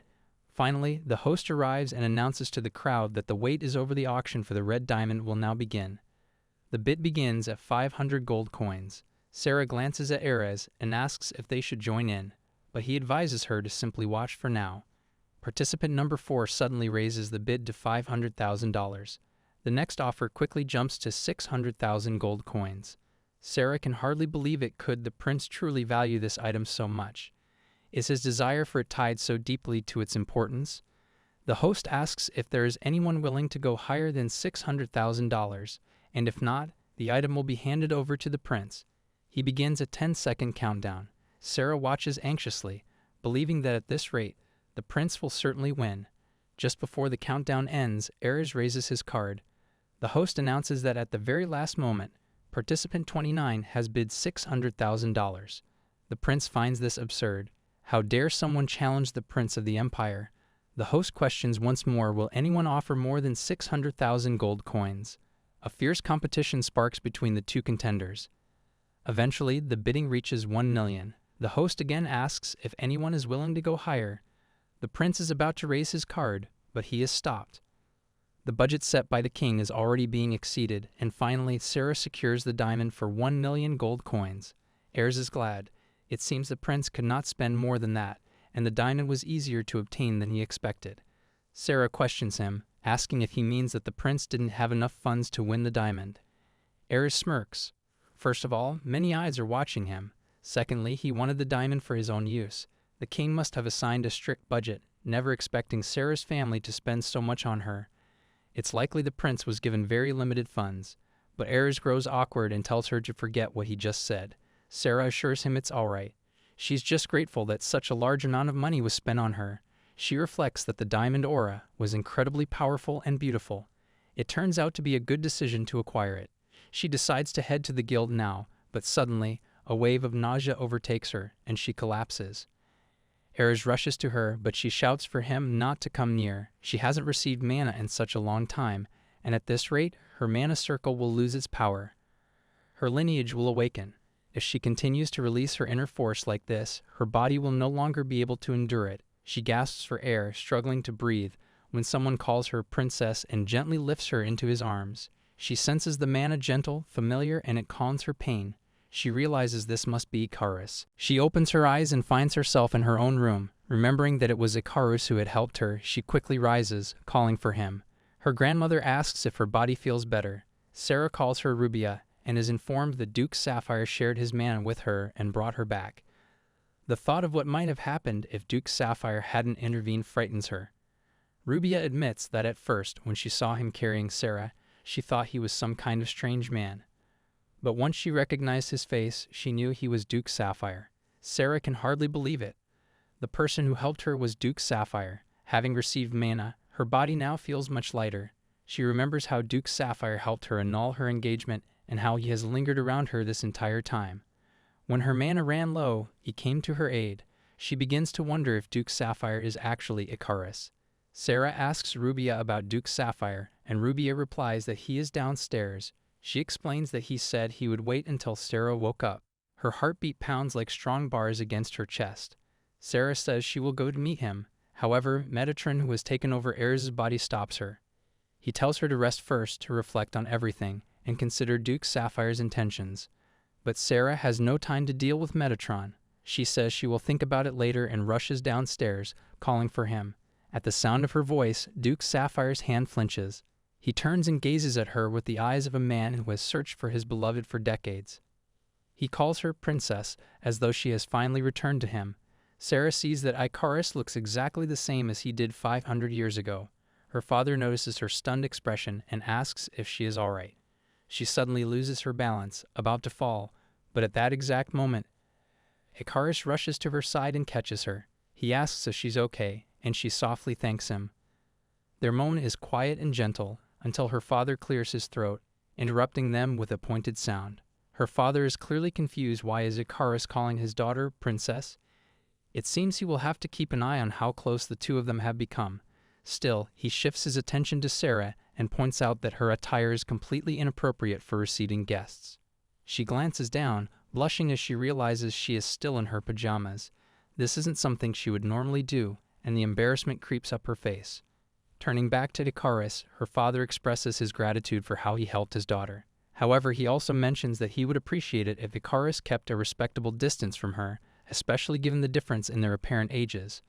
Icarus, unfazed by the request, asks for a moment. He takes off his coat and gently places it over Sarah's shoulders. He adds that he will be more cautious from now on and informs them he will wait in the parlor. Sarah holds the coat tighter around her, clutching it to her chest as she watches him go. Back inside her walk-in room, her heart feels lighter and a quiet joy flickers across her face.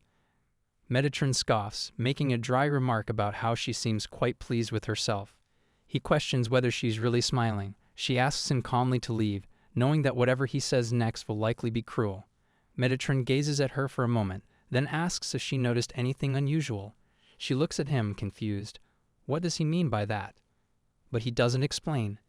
Instead, he turns to leave, stating it's fine as long as there's nothing suspicious. Still, he insists that Icarus is merely playing the role of an innocent lamb in front of her. Sarah is left puzzled. Metatron came to stir up confusion and now walks away without clarifying anything. The scene shifts to Icarus waiting in the parlor. When Sarah finally arrives, he turns and sees her, his expression softening. She asks if she kept him waiting too long.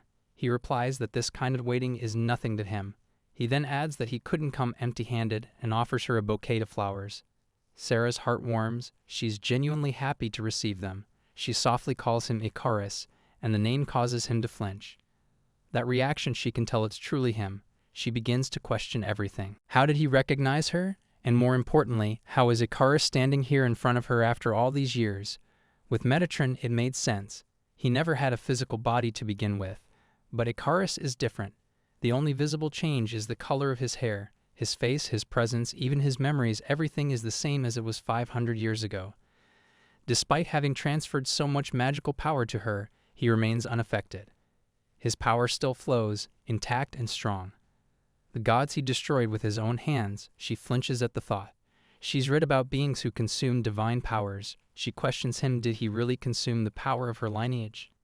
He nods in confirmation. Her expression darkens, angered. Does he even understand what he's done? Icarus replies that he does. She then questions his lifespan. He clearly hasn't survived all this time like she did. She knows it's true and wonders why he would go to such extremes. Why destroy himself like this? Kneeling before her, Icarus simply says that he wanted to see her. He then asks if she resents him for consuming the power of her lineage. Sarah tells him no. She doesn't care about what happened to her family. What concerns her is him. She is certain that no ordinary human could have endured such immense power. The drastic changes in his lifespan, the color of his hair, they must be side effects. Her guilt deepens. The reason Icarus ended up like this must be because of her. She wonders if that means she holds such deep significance to him. With a gentle tone, she tells him he can call her Sarah. From now on, he doesn't need to refer to her as a princess anymore, since he is no longer her knight. He stiffens, then asks in a low voice if she is abandoning him. She quickly explains that it's not abandonment.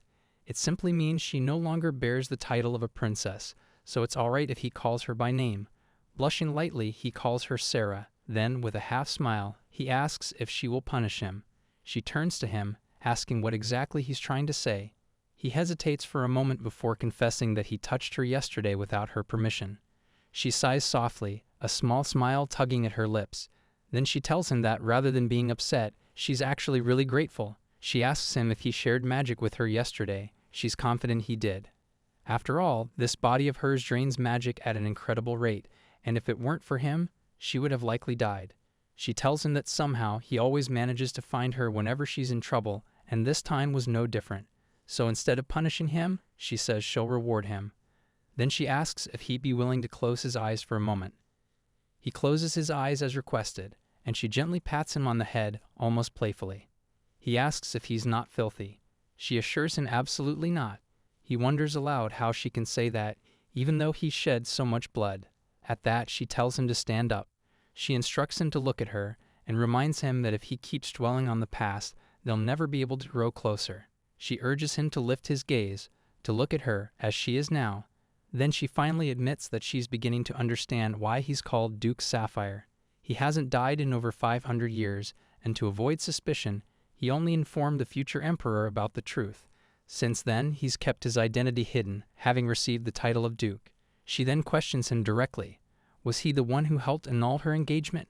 And more importantly, how did he know she had entered this body? The scene opened with Seraphine staring intently at Icarus, her expression one of deep contemplation. She stated that if she were to think of him in a certain way, she questioned whether they could truly be as physically close as they were in that moment.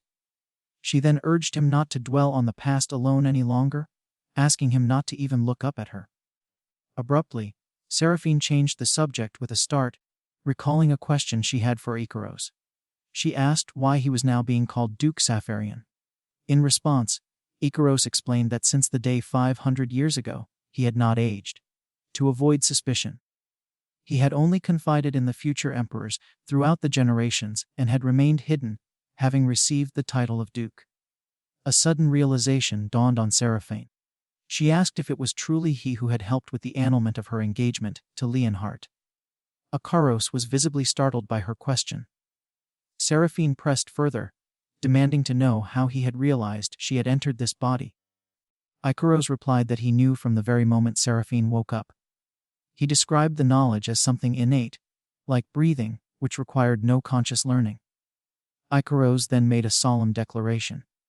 He swore that no matter where the princess was, he would always be with her. He affirmed that was correct, stating he had made such a vow. The narrative then shifted to a flashback within Icarus's memory, returning to the days of the Old Kingdom.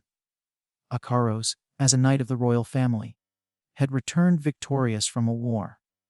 On the day a grand banquet was in full swing to celebrate the victory, someone remarked that it was almost thanks to Icarus that they had won the war, and that he would surely be the star of the banquet. It was on that very night that he came to rescue a young princess who had been locked inside a wardrobe. In the memory, the young princess, looking at her rescuer, thought to herself that perhaps he might be someone important to her. The perspective shifted to the banquet hall. An advisor remarked that, above all, the public's reaction to the victory and Icarus was highly favorable. The focus then returned to the princess's chambers. Cherubizia, the first princess of the Tillman kingdom, stood before her younger sister. She noted with a cold tone that her sister had dismissed all her maids for the day and had managed to dress herself surprisingly well. The younger princess replied that she was used to such things and asked why Cherubizia had come. Cherubizia stated she had come to deliver a warning. She ordered her sister not to attend the victory banquet and to stay quietly in her room as she always did. Cherubizia questioned how much the royal dignity would be diminished if the half-blood princess were to appear at such a public event. The younger princess responded that she did not understand why Cherubizia cared about that. She insisted she would merely watch quietly from afar and told her sister not to worry. Cherubizia dismissed the idea as impossible.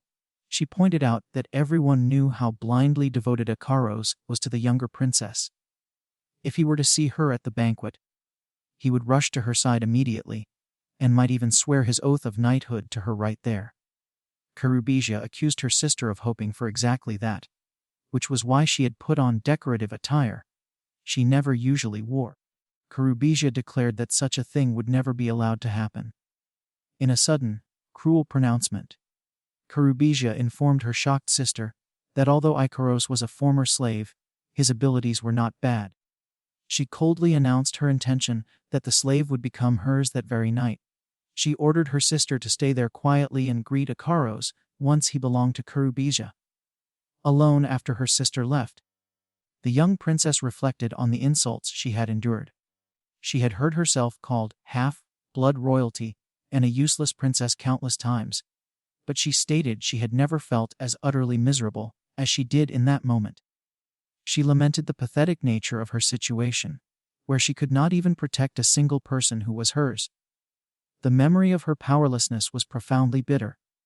The flashback continued.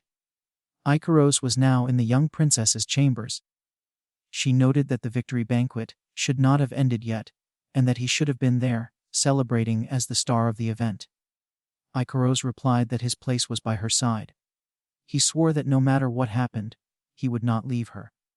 In the present, Seraphine, remembering this moment, understood that Icarus had not forgotten that old vow, and that he had come to find her in this new era, just as he had then. Their intimate recollection was shattered by a new, cold voice.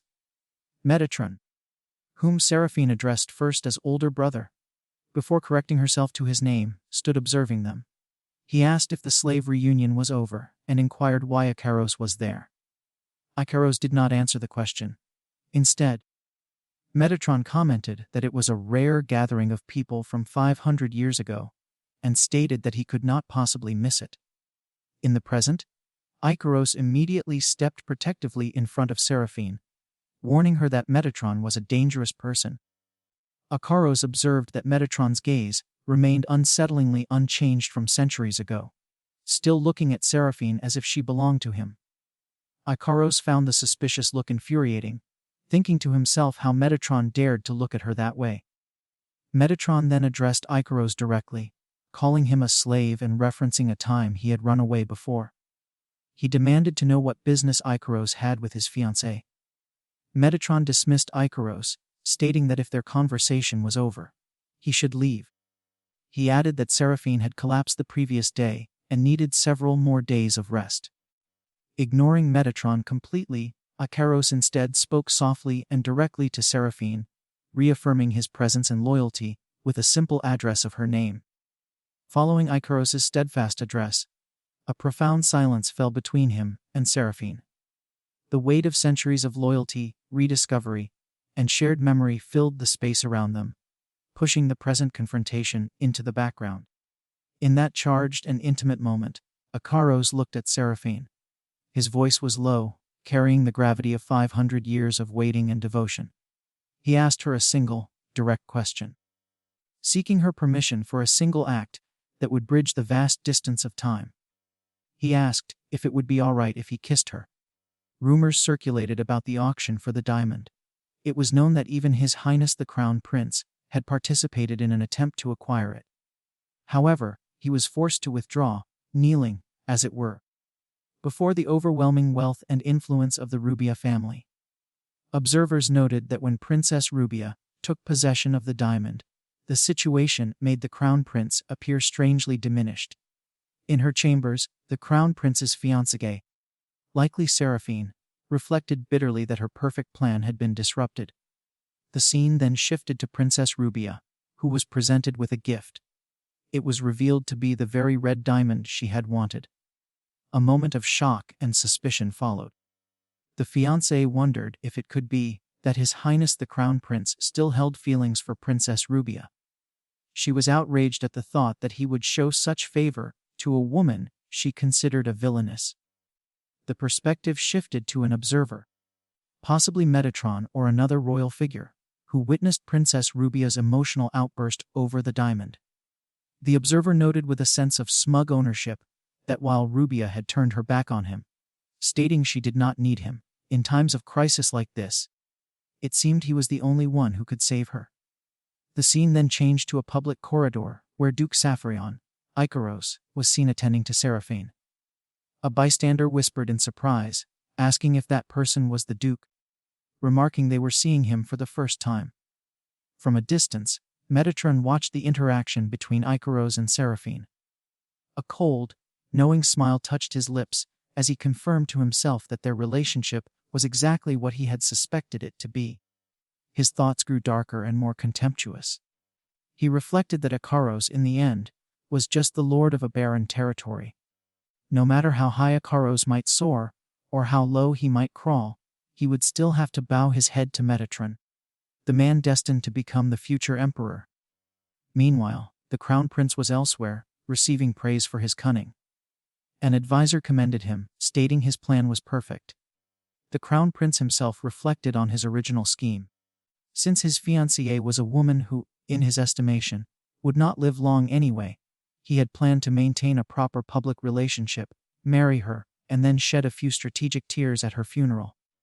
However, he acknowledged that things had begun to go awry the precise moment Princess Rubia won the red diamond at the auction.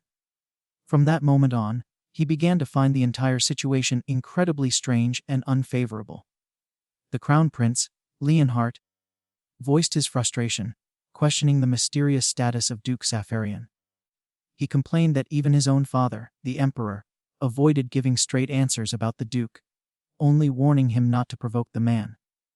An advisor calmed him, saying that in time, he would learn everything. The advisor reiterated that until then, Leonhardt must not go against Duke Saphrion's temper.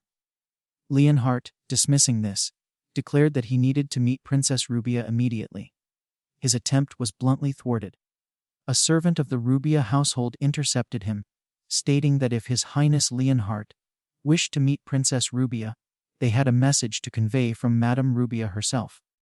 The servant relayed the chilling warning. If Leonhardt showed himself in front of her granddaughter from that moment on, he should expect to lose 3 of his limbs.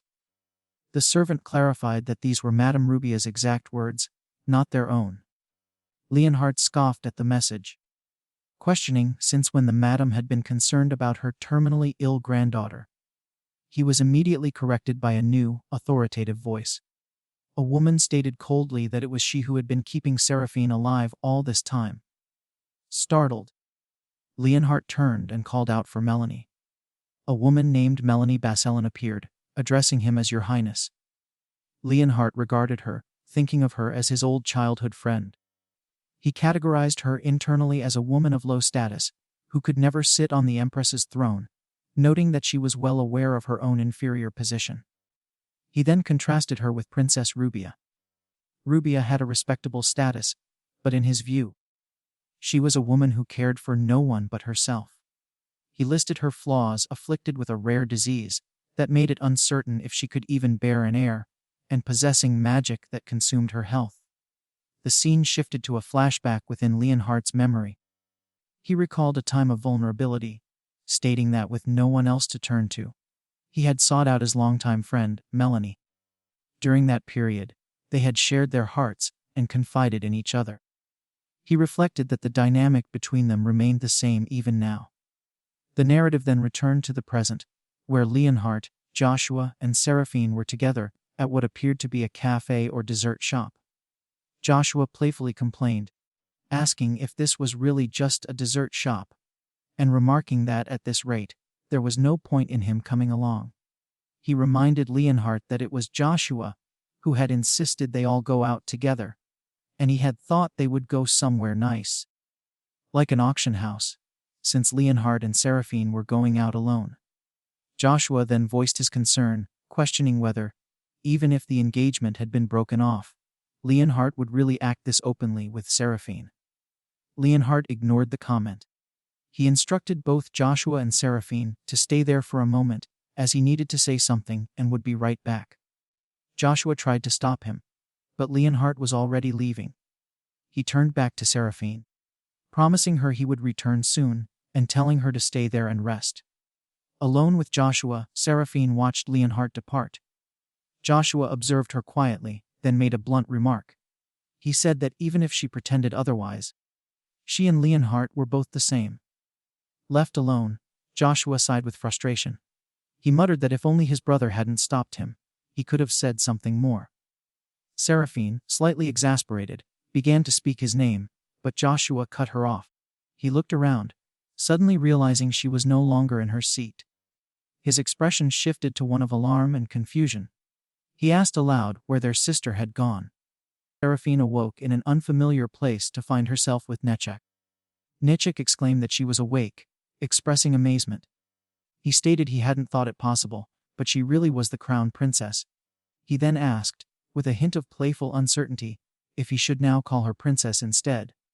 Seraphine, disoriented, demanded to know where they were and if Nechek had brought her there. She accused him of clearly kidnapping her. Nechek feigned hurt at the accusation. He reminded her that he had told her he would visit her soon. Seraphine questioned what he meant by soon. Nechek explained the reason for his abrupt visit. It concerned her request from last time, when she had asked him to investigate the Duke of Safarian. He stated he had asked the Emerald All Guild for information, and they had said they would visit her soon with some strange news. Seraphine repeated the name of the guild, Emerald Owl Guild. She then formally thanked Nechek, saying it was an honor he had looked into it for her. She asked if he had figured out she was Princess Rubia, when she placed the request through her maid. Nechek said no. He revealed he had a hunch even before that, from the moment Icarus first took on the princess's form. But he needed to be sure, which was why he brought her to this secluded place.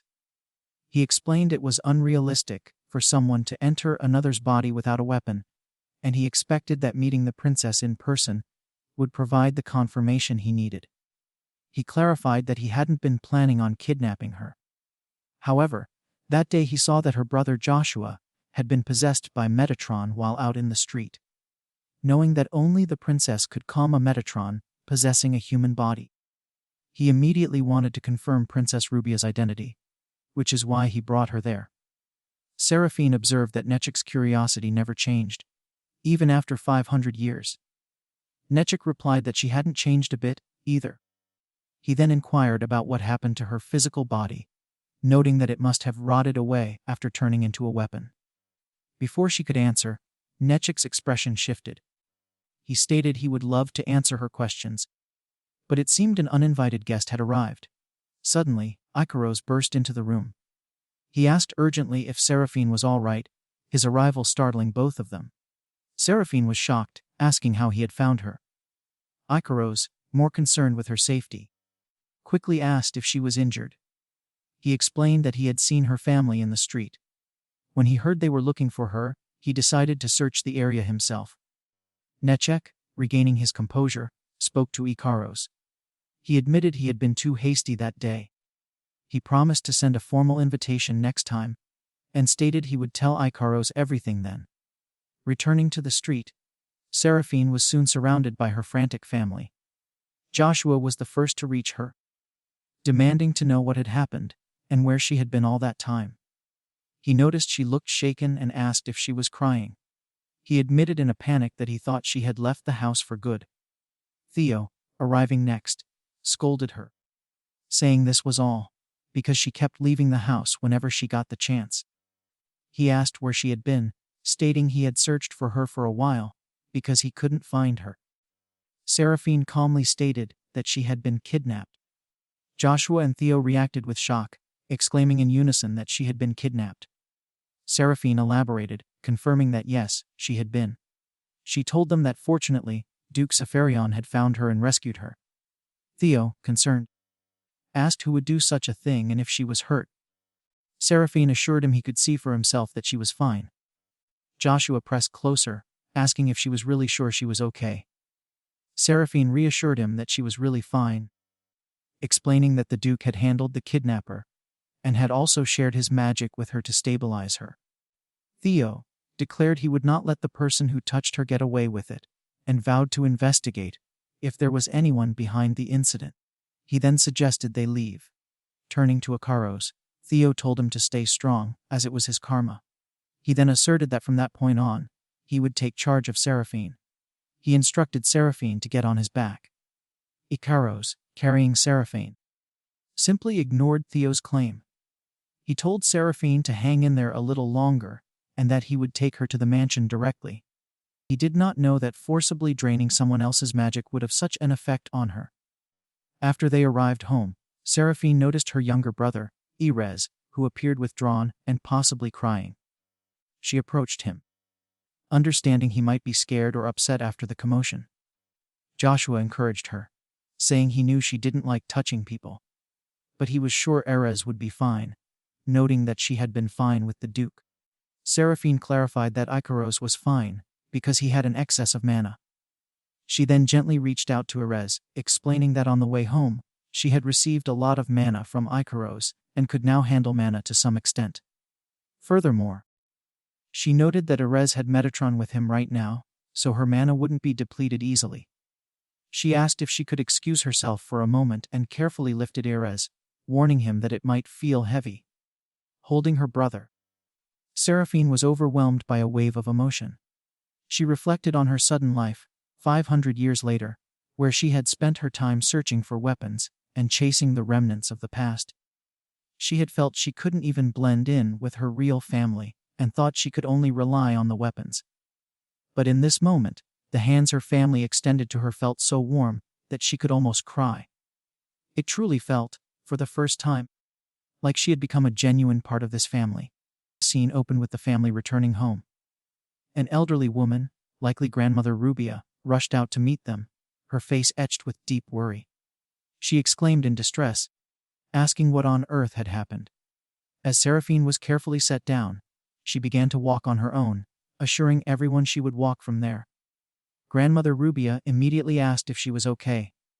Seeing Seraphine safe, Grandmother Rubia's stern expression softened into profound relief.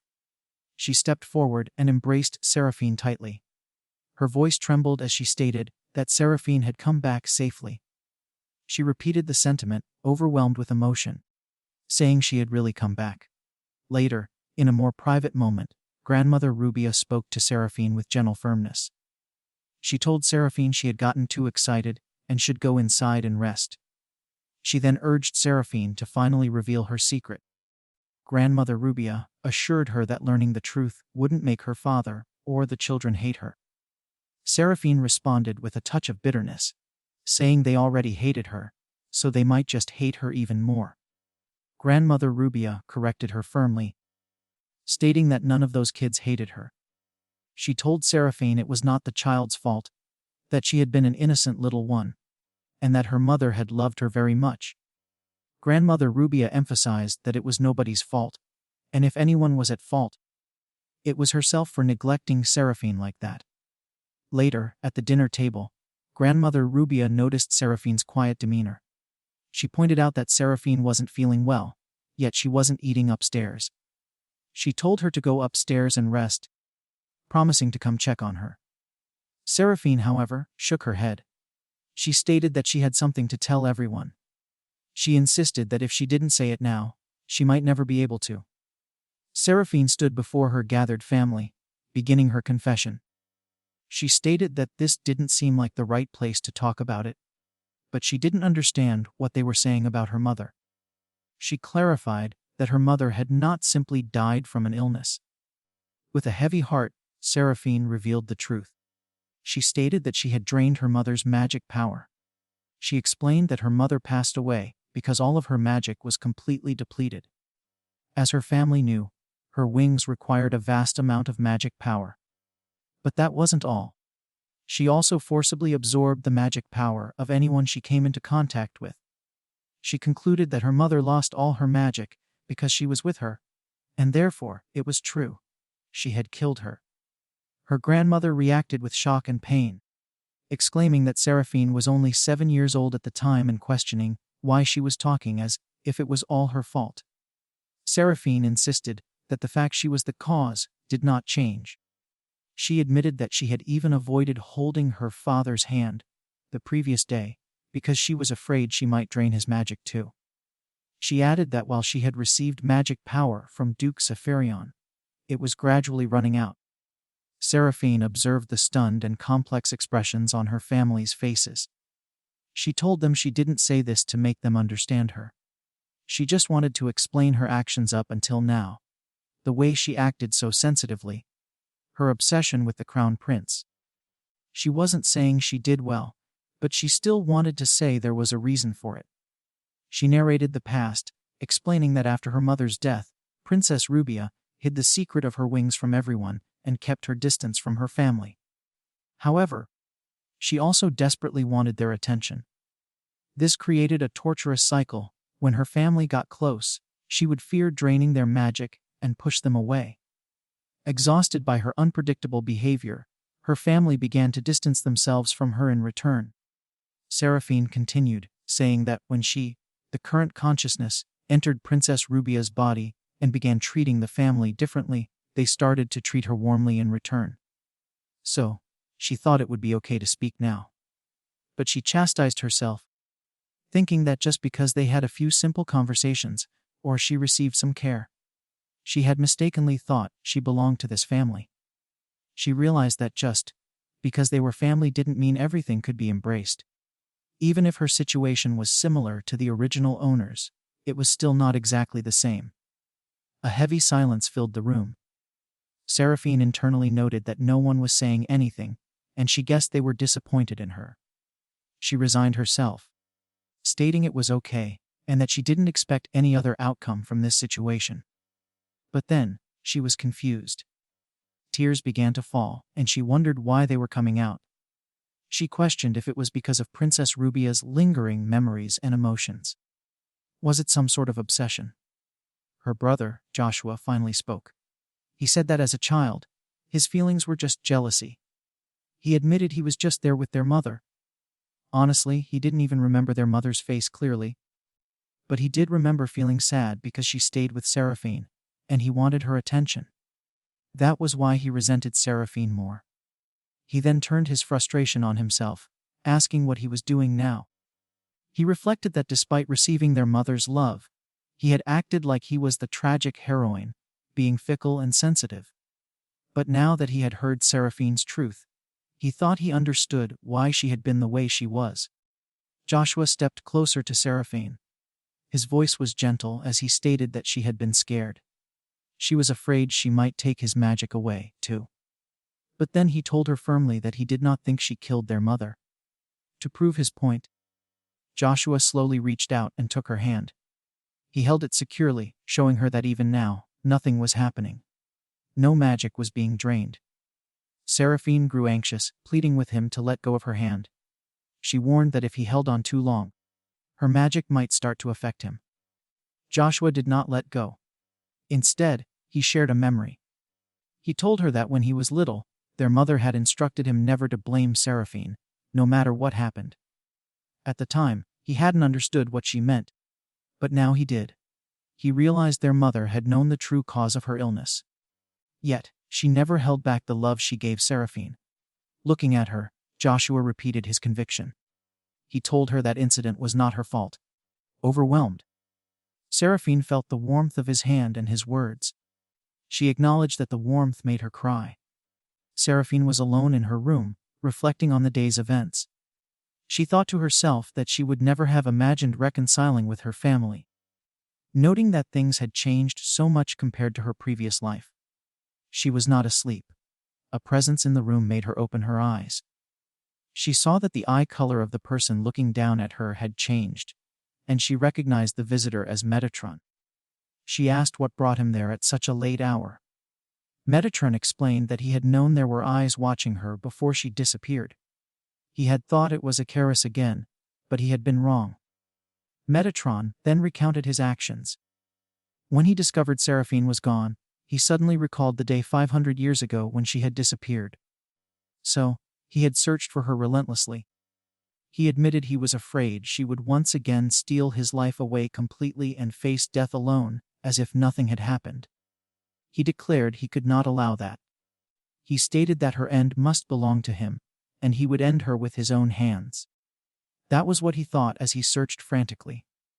However, when he saw her safe with that slave Icarus, his feelings were conflicted. He felt relieved, but also guilty for failing to protect her. He confessed that this time, he had hoped it would be him by her side, and not that slave. Seraphine listened to his intense confession and replied calmly. She stated that was what he came there to say. She observed that she thought nothing had changed in 500 years, but she could see there had been some progress in his perspective. Metatron reacted with surprise at her calm assessment, asking what she was doing. Seraphine told him not to beat himself up too much, as it was Netzach who had taken her. She added that once she felt better, she planned to talk with Netzach again, as he had recognized her and said he wanted to talk. Metatron understood, remarking that it was no wonder he couldn't find Netzach, as it was because of him that Seraphine had been taken. Metatron insisted that Netzach was dangerous. He reminded Seraphine not to forget who it was that had branded her with the disgrace of being a witch. He asked her, after all the blame she bore because of him, if she still wanted to face him. Seraphine countered that it wasn't solely Netzach's fault that the witch branding happened. Besides, she pointed out, Netzach had been weaponized and deprived of his freedom for his entire life since then. Metatron dismissed this, stating that becoming a weapon was Netzach's own choice, and that didn't absolve him. He questioned if she was really going to overlook the kidnapping, simply because Netzach hadn't harmed her. Seraphine admitted she wasn't entirely thrilled about the situation either. But she explained that regardless of their pasts, she needed to meet all of her weapons. She addressed Metatron directly. She told him that when she first met him after coming into this body, she had been overjoyed. To someone like her, who felt she had been dropped into a strange world, his presence was like a signal that she wasn't alone. That was why she felt even more compelled to meet the others. Metatron responded with sarcasm, calling her quite the noble saint. Seraphine reflected that perhaps this was her own selfishness. Maybe she was stirring up their lives unnecessarily. But she stated that they were the calamities she created with her own hands. Whether they became weapons by choice or not, she felt she must take responsibility for them. Metatron told her she didn't have to think so deeply about it. He acknowledged that she probably didn't want to meet him either, and he stated he had always felt sorry for her. He then concluded that it was too late now, and she should forget it. He told her to do as she wished, whether she met Netzach or not. He added that since she seemed fine enough to be having such trivial thoughts, he was leaving. As he turned to go, Seraphine called out to him, asking him to wait a moment.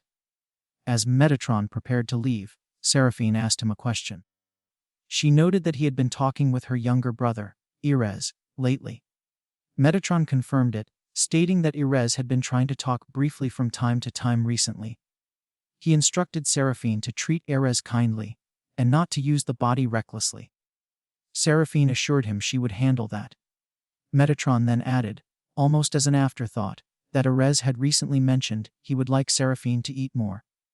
Seraphine was taken aback and told Metatron not to joke around.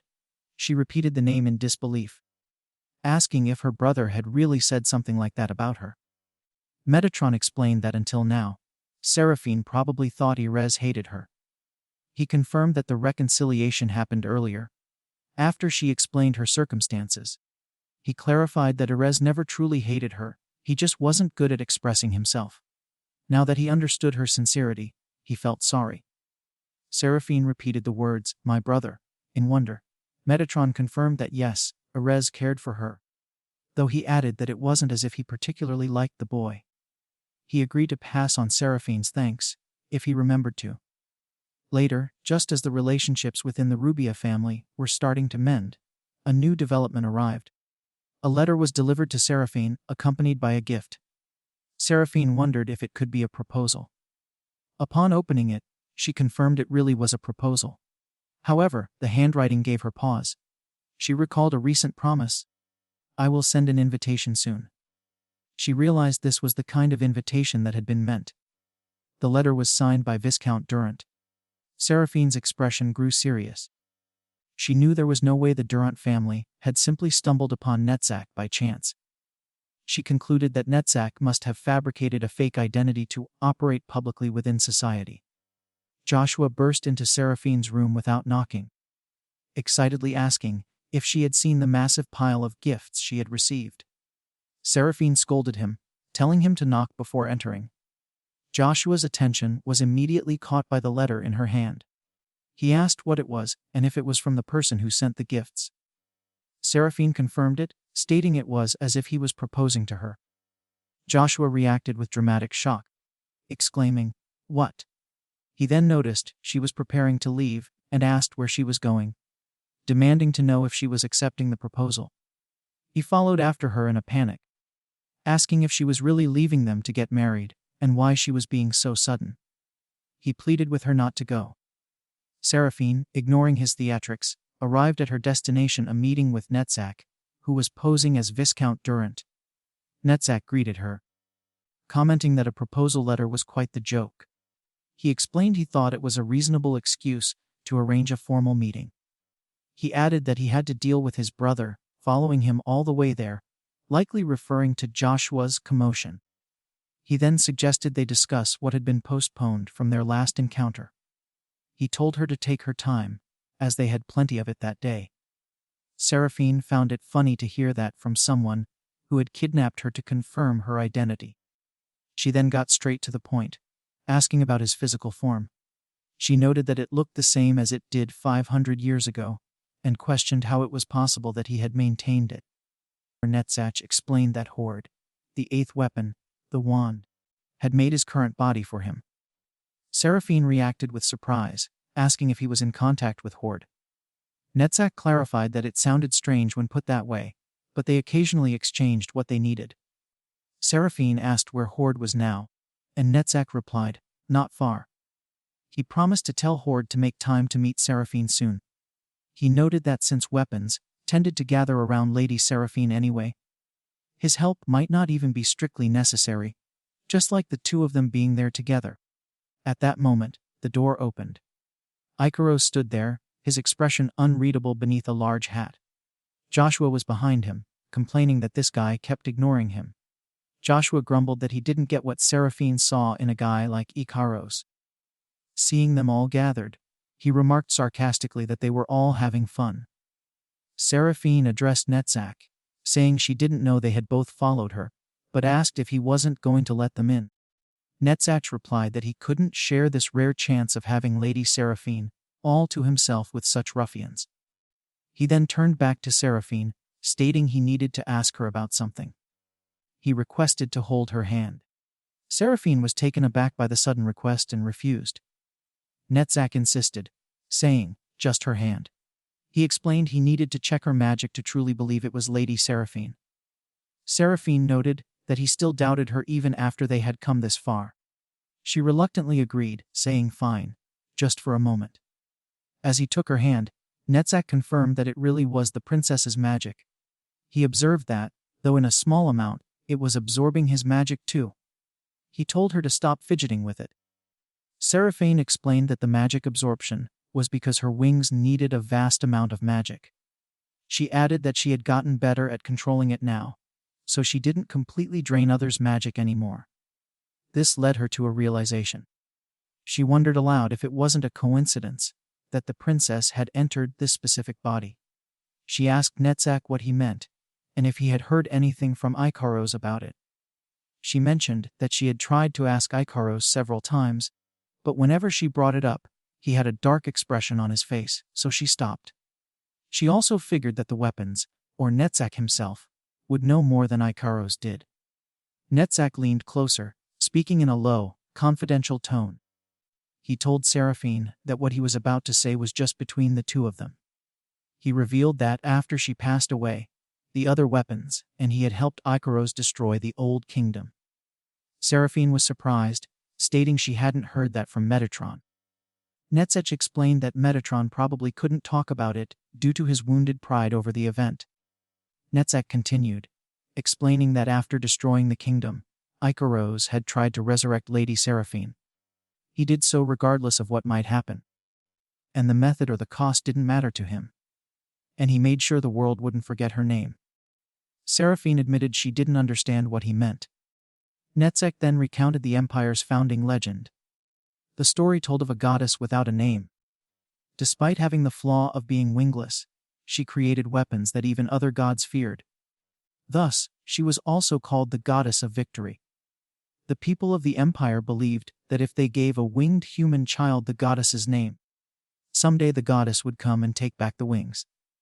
He explained that, from what he heard, because of this superstition, the Rubia family gave the name Seraphine to their princess. Seraphine processed this, realizing her family hadn't been entirely passive about her rare, wing-bearing condition. But she was stunned by the greater implication. She reflected that to think Icarus would go so far as to create such a story to preserve her name across centuries was almost unbelievable. Seraphine's mind raced with the revelations. She thought to herself that Icarus must have known she would enter this body. She wondered, as Netzach suggested, if her entering this body wasn't a coincidence at all. She reflected on the 500 years after her death, realizing how many things happened that she still didn't know about. She resolved to meet the other weapons as soon as possible. Having lived so long, they should be able to tell her about everything that happened. Maybe she would even learn why she entered this body 500 years later. But a wave of concern followed. The weapons were dangerous. People around her could become possessed, like her brother Erez, or have their magic stolen.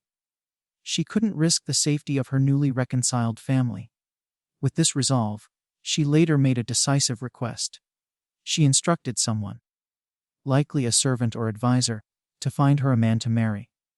She listed her conditions: one, without succession duties, preferably living far away from the Rubia mansion, and above all, he must be a man who will never love her. The person receiving the request was shocked, asking if there was a reason she suddenly wanted to marry.